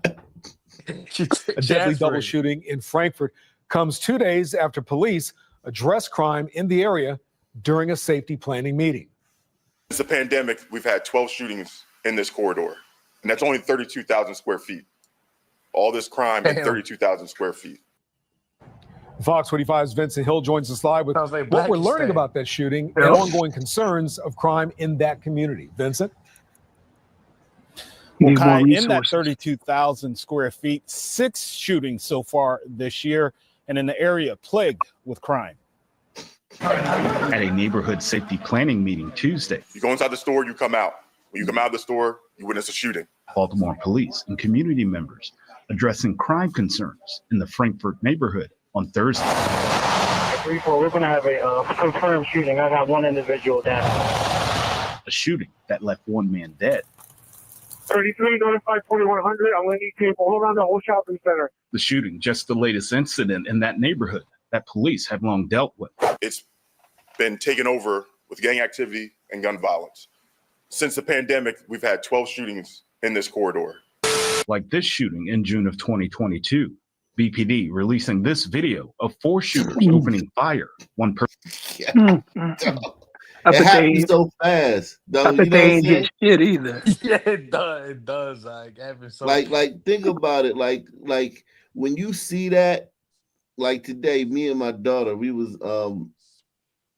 it snowed here in Pennsylvania, so it was a tree down around the corner. So me and my daughter, we taking pictures at the tree, right? And not the whole tree down, just the biggest branch, like the biggest branch that had like it was like 3 big branches coming like from like a foot above the base, maybe like 2 or 3 feet above the base. It had 3 big branches, and then those had like more branches on it. One of the 3 big like branches fell off. Boom! It was like literally blocked the whole street off. Like literally fell on the people's cars on the other side of the street and everything. So we down there taking pictures of it. And I saw a little crack in the next one. It was 2 more big, branches coming out, of the bottom of the tree. And I was like, yo, that's look weird. I was like, I don't know. It ain't no way that thing gonna fall. So we taking pictures and in front of it and whatnot, and I just heard a crack. I grabbed my daughter, pulled her out of the way, ran, and I mean that tree hit the ground so fast, boom, like right there, boom. And I mean the branch was like a tree. So it's like a big tree, a big fat tree with 3 like trees sticking out the side, pointed upward with branches off of them. And man, when that thing hit the ground, it happened so fast. It was like boom, and it was like over. And I was like, whoo! I just looked. I was like, thank God, man. I mean, I was just so happy my daughter was so close to me that what I'm saying, I could grab her and run with her before the tree, before it fell. But it happened so fast. You know what I'm saying? Yeah, it happens so fast. I was watching a video on YouTube, like Be on the Lookout from CPD, right? And about a gas station shooting. And it happened, like you said, so fast, right? But what got my attention was the people around, right? They were doing their thing, and then gunfire erupts, they all hit the ground, and when it's over, they continue doing what they were doing, right? I was Yeah. like, wow, man, it's kind of like, when you're driving and the train comes, right? The things come down, everybody pauses. Yeah, then the they train's just gone. keep going. You Yeah, just keep going. Like it's like, oh yeah, we kept walking. Yeah, we listen. We kept going. We kept walking. We kept doing our walking shit. We didn't go in the house. We just kept doing what we doing. right. She saw a little kid and kept playing. But that thing, it's like, yeah, like it's like things happen so fast and you can only react. And my first reaction was to grab my daughter by her arm, and yanked her up and pulled her out of the way and just darted up from under where the tree was at. And that shit, it ain't like in the movies where timber, no, it's crack, boom. You know what I'm saying? Like, because the snow is so heavy, the snow was real wet here. So it was like the snow, since it was like that moist snow, not the light fluffy snow, it like weighed the trees down on the top, and it just broke them. But yeah, like when you only got a second to react, like a couple of weeks ago, I was walking with my two kids in a stroller. They got a double stroller, and I was walking past this Hispanic car like lot. It's like where they do work on, like, a body shop or something, but there's a bunch of Hispanics out there. So this dude, he pulls up in his car. I'm walking towards it on the street, and I'm the only one on the street. It's no sidewalks, so I'm kind of like walking in the street to the side. It's one of those streets where like in the country or whatever, you don't got like sidewalk. And he pulls up into the little front of the body shop, hops out with a pit bull and no chain, and goes in the store and leaves the pit bull outside. And the pit bull, so I'm walking up and I'm like, yo, did he just do that? And the pit bull starts looking at me, and it took one step towards me. I pulled out my mace. I was like, get your motherfucking dog before I get maced. And it wasn't even him. It was another dude that was at the body shop, another Spanish dude that was, worked there. He came out, was like, oh no, it's just a puppy. It's just a puppy. And I was like, yo, you better get that fucking dog, because if I'd have waited another second, that dog could have closed that space, you know what I'm saying, and been on us. And then once he on you, you dealing with a whole different thing, you know what I'm saying? You got to react fast, you know what I'm saying? Things so fast, you know what I'm saying? And it's like when you're not expecting it, when you like, I wasn't expecting that when I was walking out and I seen that car pull up and that dude hop out, and from the moment I saw the pup, the pit, and he went in without the pit and just left the pit outside off the chain. It was like 1 second that pit looked at me. It was like first thing he did, like a dog, saw me and started walking towards me. It was just like that. And it wasn't no way you could have, you know what I'm saying, had time to think. Was it a little dog? You said it was a puppy, but it was No, big, it wasn't right? a fucking puppy. That motherfucker was huge. That motherfucker was huge. I got into an argument with a dude maybe about like a month ago, right? For the same exact shit. He was he had a lab, very nice dog, right? But my kid was scared, and the dog runs towards my kid to play with him. So I get into an argument with the dude because I'm trying to like keep the dog away from my kid, right? Right. So I'm arguing with the fucking guy, and he's telling me it's friendly. I don't give a fuck if it's friendly. I mean, what the fuck? The kid is terrified, motherfucker. Get your dog, dude. And the thing people don't understand is once the dog bites you, it locks on. There's no turning back. Now you gotta smack it, and everybody's hitting it, trying to get it off, and it's ripping you. And it's better to handle it before you even get there. You know what I'm saying? Man, I would have smoked his dog, Chief. I would Yeah, have killed definitely. that dog. If I would have had a gun, I would have shot that dog too. But it was like I had the mace, so I had to pause.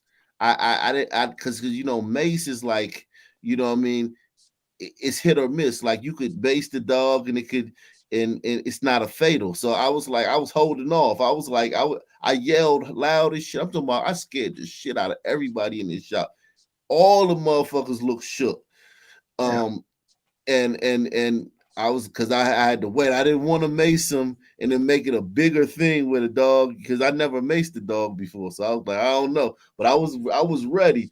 But if I had a gun, I wouldn't have waited. I wouldn't have hesitated. I'd have just bombed his ass. Boom. They'd have been mad as shit, but it would have been their fault.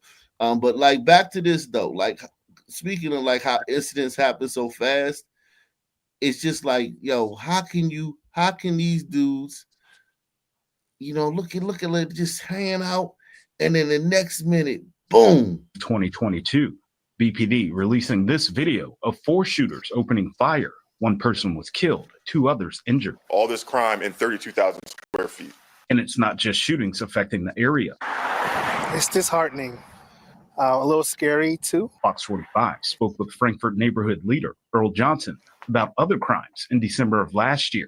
I follow crime stats a lot. I noticed probably in the summer an uptick, not only in car thefts, but in carjackings and robberies. At that time, 398 cars in the Frankfort neighborhood had been stolen so far this year.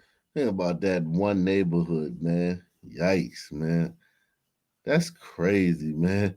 Everybody hit the like button. Support the channel via PayPal, Cash App, or Super Chat. Sponsor the channel. Sponsor the show, guys. We're going into hour 3, man. Sponsor the show, man. Support the channel. Here, 225 cars have been stolen, 21 carjackings, and 69 robberies. We don't think the police or the city is the only solution. I think we all know that we all play a part in that solution. Which brings us back to the safety planning meeting. The community and the police have to work together for the city to become safe. As the planning on how to keep the Frankfort community safe continues, only time will tell if that plan will work. If the city doesn't and the citizens don't feel safer and aren't more confident with our department, it's a win, but it's not as big a win.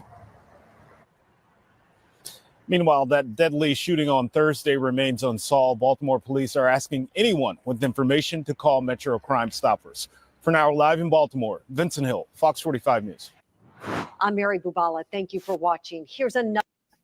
Jeez, right. It's crazy how dudes are like would still loiter there, considering that everyone's getting shot right there. They'll still hang out.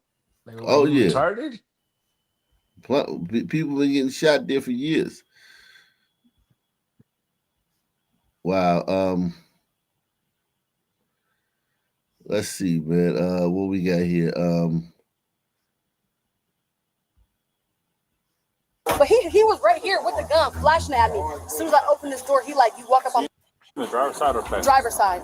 So he waving it around like this. I said, this is Wendy's. Like, you want to over a biggie bag? Like, so In Ohio, a simple mistake turned into a terrifying confrontation when an angry customer, furious over an incorrect meal order, made alarming threats toward the staff.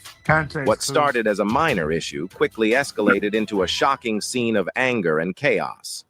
Here's what happened next. Put your hands straight up. Put your hands straight up. Let me check. this is the car. She got it. I'm sneaking back to my car right now.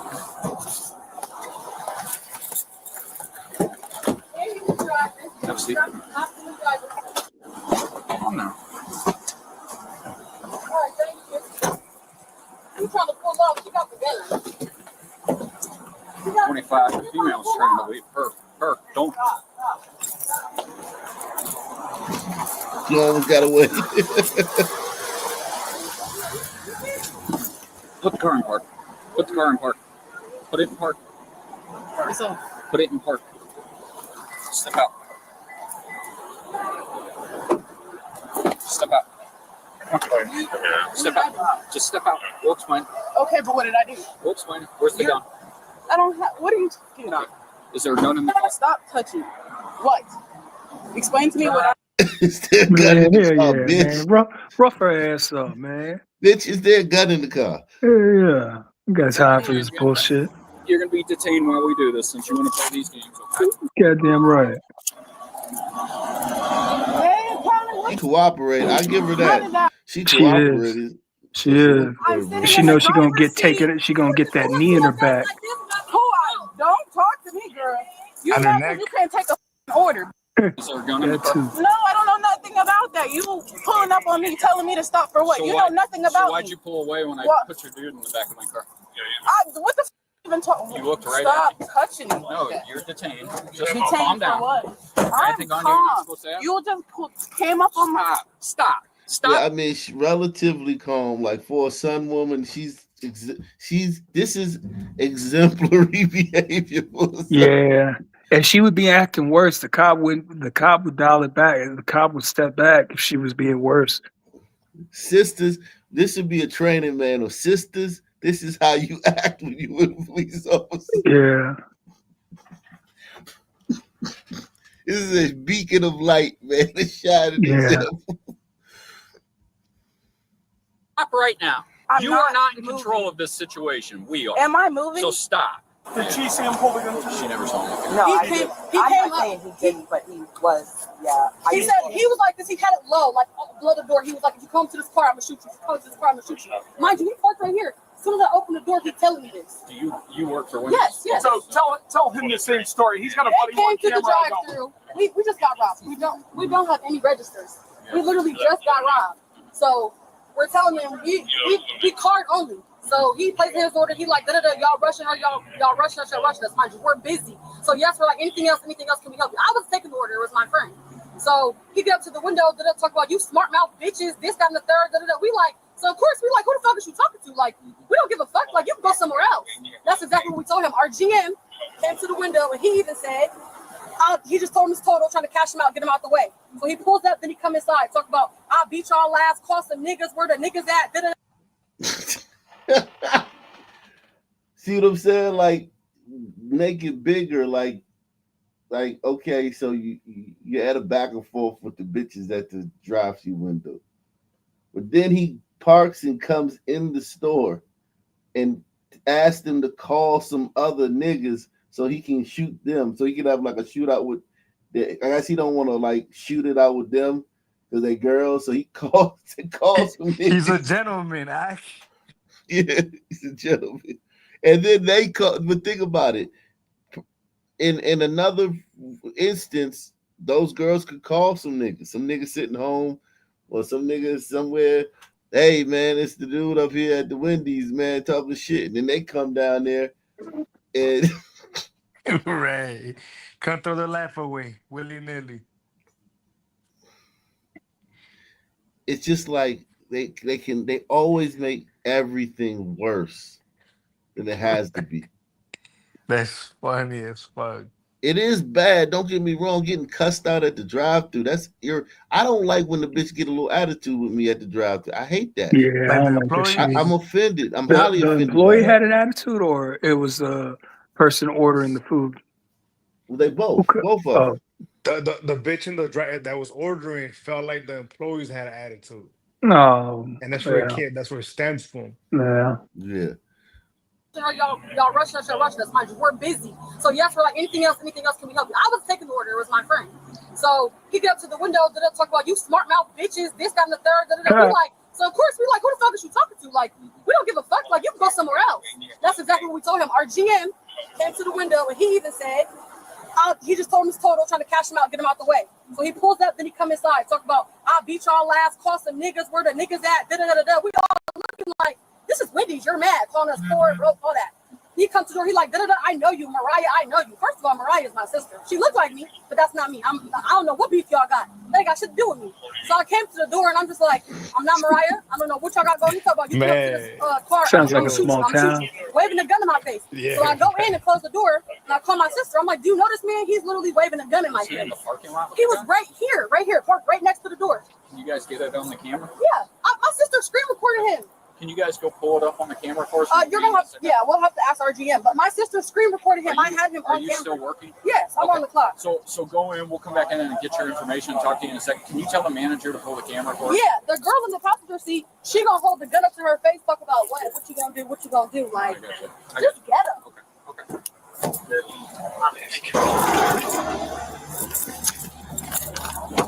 Do you have a concealed carry permit? A concealed carry, no. So whose car is that? Because whoever owns that car does. And you told us that was your car. Well, it's the Tiffany girl, but it's her. Okay, so I can call them. Well, hold on, listen to me. So here's the deal, right? So if we were to push this issue with the way you were driving off, we could hit you with a felony. I didn't drive Listen to off. me. I Listen was to me. fi- Listen to me. Okay, Okay, real quick, because you're in control of that vehicle. Okay, in the driver's seat, you're responsible for everything in that vehicle, to include the gun. Okay, so we're gonna pull the camera. Okay, where you guys were parked. So at any point, this is your chance to be completely honest. Did anybody read you your rights? No. Okay, I'm going to read you your rights real quick. Listen to me, okay? You have the right to remain silent. You understand that? I need a verbal yes or no. Mm-hmm. I need, okay. Anything you say can and will be used against you in a court of law. You understand that? Mm-hmm. I need to hear it. Yes. Okay. You have the right to talk to a lawyer and have him or her present with you while you're being questioned. You understand that? Yes. If you cannot afford to hire a lawyer, one will be appointed to represent you before any question if you wish. You understand that? Yep. You can decide at any time to exercise your rights and not answer any questions, make any statements. You understand that? What am I being arrested for? Right now, you're not. You're just being detained. Okay? I'm just advising you of your rights so you know them. Okay? So it's Friday, August 9th at 12:43. Okay. But here's the thing. Okay. So if when we pull the camera, you're not going to be seen sitting in the car with the gun. That has nothing to do with me. I'm asking. Okay? I'm telling you, that has nothing to do with me. I never got out the vehicle. It's a yes or no, ma'am. We're not going to see you sitting in the car holding the gun. No. Okay. So who did you borrow this car from? It's a rental. It's a rental. Yes, I just said that. Who did you rent it from? It's like DL. I don't know. DL Auto Sales? Yeah. Is it rented to Yes, you? it's registered to me. So it's rented out to you. Okay. That's why I said it's mine. Okay. So you have no idea about that gun in that car. No prior arrest, no nothing. What's that? No prior arrest, no. Okay, so who is he to you? Is he your boyfriend? Yeah. Okay. So how did the gun end up under the back passenger seat? I didn't know it was there. Okay. How long You see the car's messing his head. Well, how long have you two been riding around in your car? I've had the car for a minute, but not that long. Is he in and often with you? Okay. What did you see happen today? Bro, they came up tripping. She's on the mic. She's already doing too much. I'm trying to order the food, and she just saying extra stuff for no reason. Then she cuts off the order. She pull up to the window. Yeah, we had a complaint. Never had to be nothing more than a complaint. She closing the window, saying this and that. All I'm hearing is bitch, all in the background, doing too much. So we pull up. I never got out the car. He dealt with it as a man should. Okay. So they had nothing to do with it. Nothing to do with Well, the reason you're involved. The man should handle it when it's women.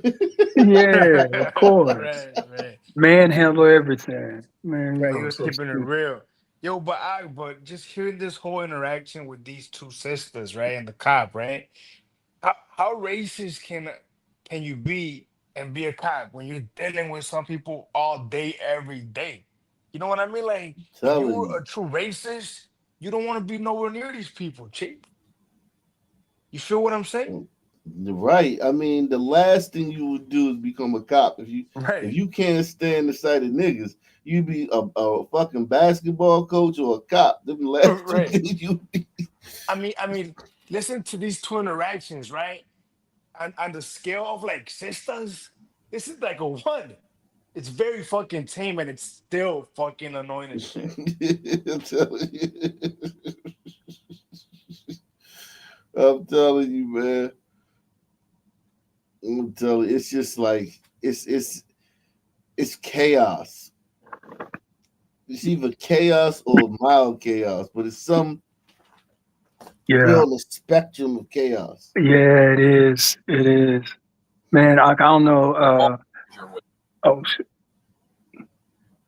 No, I was about to say I don't know if you be on Twitter. Go ahead, play it. Play. It's like, okay, but that has nothing to do with Shanice Antoinette Floyd. You see what I'm saying? I literally drove the car. That's the only thing I'm guilty of. We're just trying to explain to you what's going on here. I understand that. And I'm the trying to thing tell is, you, and the you thing listen is, to okay, them. so we're kind of in the spot where if he says the gun isn't his, you're in command and control of the car, you're responsible for everything in the car, you could get a felony for improper handling in a motor vehicle. Improper handling. Yeah, because you had a loaded gun within reach. But then how is it in reach if it's nothing? That's how it's supposed to be carried anyway, right?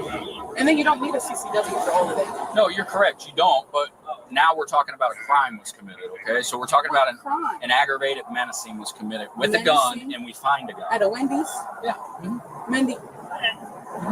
How did I menace? What is her Man, logic that these hoes be her trying to play logic, so dumb, man. yeah, her logic is that it can't just like it's a Wendy's. Wendy's like, He's like, you're doing too much, cop. like they I mean, they just had they don't understand the way the world works. No. I'm telling you right now, in her mind, she's thinking, man, you doing too much. Yeah. Yeah. He's like, it ain't even a big deal. Can't you see it's over? But did you die though? Crazy. Wow. It's still crazy to me, Wicked, the fact that you're that quote right there, did you die? Ak, you remember when they quoted that, did you die? When that crazy sun man, I think it was in Minnesota, they had like this 8-hour standoff with him. And then the chick came back, you know, she was going off on the crowd, and then somebody's back there. Did you die though? Did you die though? Exactly. I remember that. I forgot that dude's name. Yeah, I remember that. I mean, man, I'm telling Did I you. say you? Did I say you? You're talking to me. You're right.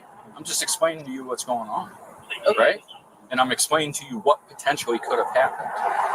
There was no potential. We were supposed to be getting on.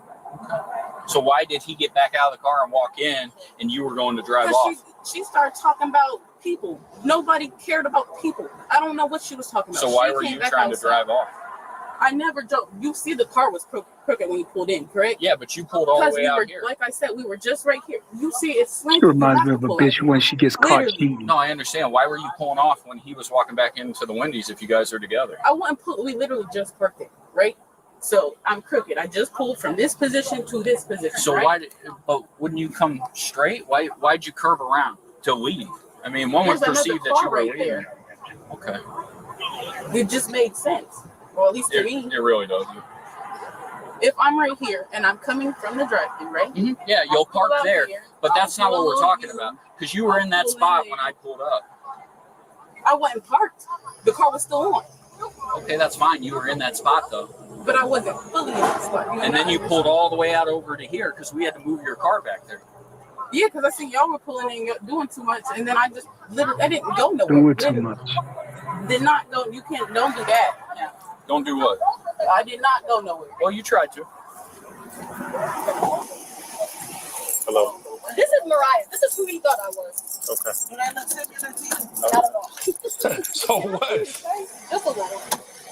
I'm trying to see who's Nice to meet you, sister. Give us a second. You came to talk to this your sister? Yeah, he thought I was her. Just hang out here for a minute. We'll get it figured out. I'm gonna go see if they got the video. All right. Is McDowell anywhere around? Anybody else? Are you gonna hang out here for a minute? Yeah, I'll hang out.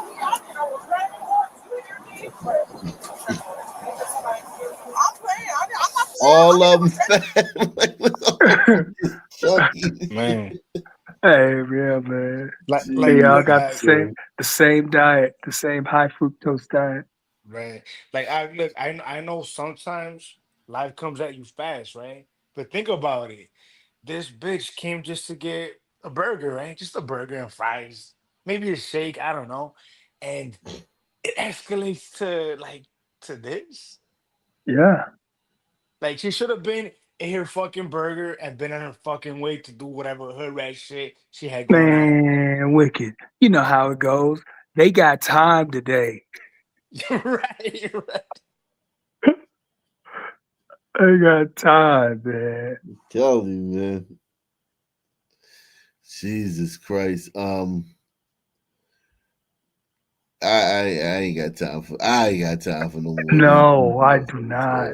I do not. It feels so good knowing that I could just turn around and walk away knowing that I won. Yeah. Tonight with our Megan Lee. Megan? Together and do the right thing and make this safer. We begin tonight with a TMJ4 News exclusive. A New Berlin woman demanding change after a tragedy. Her world was turned upside down 1 week ago when her husband died in a crash. She is using his memory to fuel a new mission to protect other drivers. Now, she shared her story tonight with our Megan Lee. Megan? Yeah, Shannon, this is a story of absolute heartbreak. I sat down with Laura tonight from New Berlin, who tragically lost her husband last week after he crashed his car on his way home from a work dinner in Illinois. She wants to make sure no other family has to feel the pain she's feeling right now. It's been exactly 1 week since Laura Leatherberry got the painful news that her husband, Ben Oberto, was found dead after a crash in Rosemont, Illinois. This is excruciating what I'm Look at that. They tore this white family apart, man. Goddamn. You know it was a goddamn sun turd. Just like, God damn. They said man. Rosemont, or where was it at? This is Milwaukee. So I don't know, somewhere in Milwaukee area. Just tore this white family apart, man. Going through. Her husband was driving home to New Berlin from a work dinner on Wednesday, November 13th. It was a really rainy, foggy, bad weather night. She spoke to him on the phone that night, and he said he was going to try to be home to tuck their 3-year-old son into bed. However, she never heard from him again. Friends and family retraced his route, which led them to the I-90 eastbound ramp to northbound I-294. All I know is that it is dangerous. They found his car crashed off the road, partially submerged in a creek. Police later confirmed Ben's body was inside. I can't go back in time and bring him back. And that's what I want to do. So I have to look forward and do what's right. That's why Laura is working to get a full guardrail on the ramp. She thinks it could have saved Ben's life. I wouldn't be able to live with myself if I didn't do anything. So she reached out to the congressman who represents the area. His team says they're working on possible solutions. I'm just terrified I'm going to see the news and see the next family who has to endure this suffering. Laura has also reached out to multiple departments, including the Illinois Department of Transportation, the state's tollway system, and Rosemont Public Safety. I had to really fight to find him. And we found him. And it wasn't the outcome we wanted. And now I need to fight for his legacy. Laura says she will not give up this fight for Ben. She wants to make sure everyone can get home to their families at night. Shannon. Wow. Jeez, just tore that white family Emotionally, apart, man. she is strong. Now, Megan, how can people help Laura in this process of getting that guardrail put in? Yeah, that's actually why she reached out to me. Laura says writing emails, letters, and calling the congressman as well as the Illinois Department of Transportation can help her in this fight. I have details on how you can help her in this story on TMJ4.com. Megan, thank you. New warrants tell us what investigators found inside a home in Cary where 3 people were killed. Police found Xavier Holton in the bathroom of the home. There was a gun next to his body. His girlfriend and his mother were dead downstairs. And Xavier's stepfather was on the phone with his wife during the shooting. WRO Sean Gallagher is live tonight outside Cary Police Department after speaking with him. Sean, I cannot begin to think or understand what that must have been like. Yeah, Gerald, absolutely. You know, reading through this search warrant we got today from the Cary Police Department, it was chilling. But to experience that for Sean Certain, it is just unbelievable. Hard for him to even put into words. His family torn apart on Monday. The stillness in this quiet Cary neighborhood will never feel the same to Sean Certain. We all hurt right now for this tragic event right now. Piecing together his family's life after an unthinkable tragedy. It hurts. I'm still grieving. I still can't believe this. While on the phone with his wife, Erica Holton, Certain told police he heard 2 loud pops, something he still can't bear to repeat. We was on the phone. That's all I can say, you know, and that just, it breaks my heart. And I just try to get that visual out of my head. Certain immediately pointed police to his stepson, Xavier Holton. He told me Xavier had been acting differently. And we was really, really trying to help him. We tried our best to help him and get him help. And, you know, he's supposed to have seen a therapist this week, but tragedy, it didn't happen. Details from a search warrant describe what appears to be 2 murders and a suicide. Erica Holton and Xavier's girlfriend, Amina Guy, were found on the first floor. Xavier's body was found in the upstairs bathroom with a gun. I can't believe he did this. I'm still in shock. I guess, you know, I'm still in shock that he did this. Shock 3 days later and for the rest of his life. Certain describes his emotions for Holton the way we all dream someone would. His rock, his love, the two connected at the hip everywhere they went. But now, emptiness. I miss her right now. Every moment right now, I miss her. I just wish she was still here. And it's tough right now. And Certain says he has so many unanswered questions right now about this tragedy, maybe none bigger than just the question why, something he feels he'll never get an answer to. Sean Gallagher, WRAL News in Cary. All new at 11. A Henderson woman is grateful to be alive weeks after she was shot.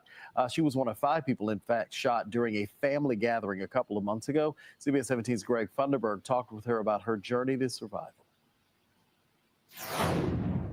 One of those 5 victims is just in disbelief that this all happened nearly 2 months ago, but she says she has so much to be thankful for this Thanksgiving season.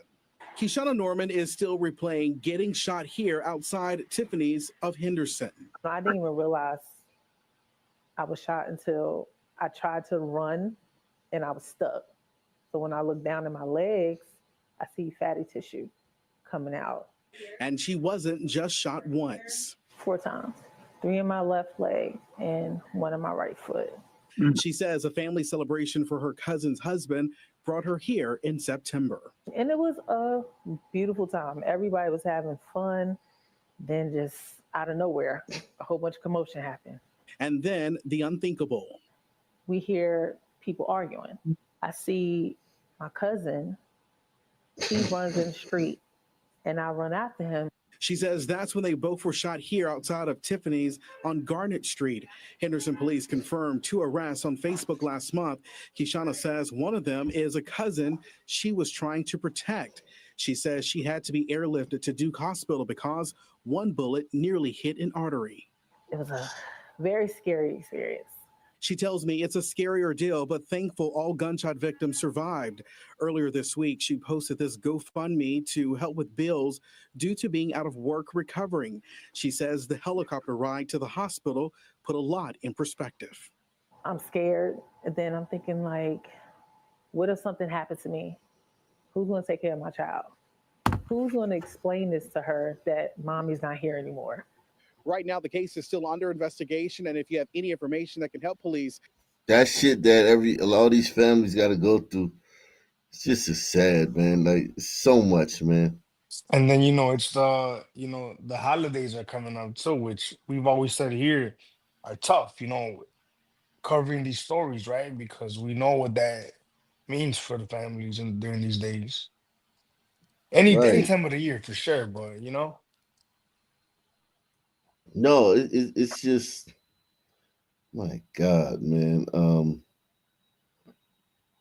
Always us though. Like every story, like you gotta like try to find stories where it's not us, man. But yeah, man, salute to everybody out there, man.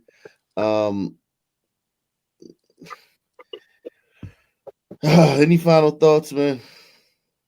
No, just for me, it's, every day is Sunday. That's, about it right there. Yeah, I agree. Man. Sunny days always. Yeah. All right. Always nothing on the forecast. I guess Sesame Street was on or something with their theme song, Sunny Days, right? All right, man. Be safe. Same. Salute to Deluxe 247, aka Cal Ripken, aka the real MVP, coming through once again. Same black time, same black channel. Out of here.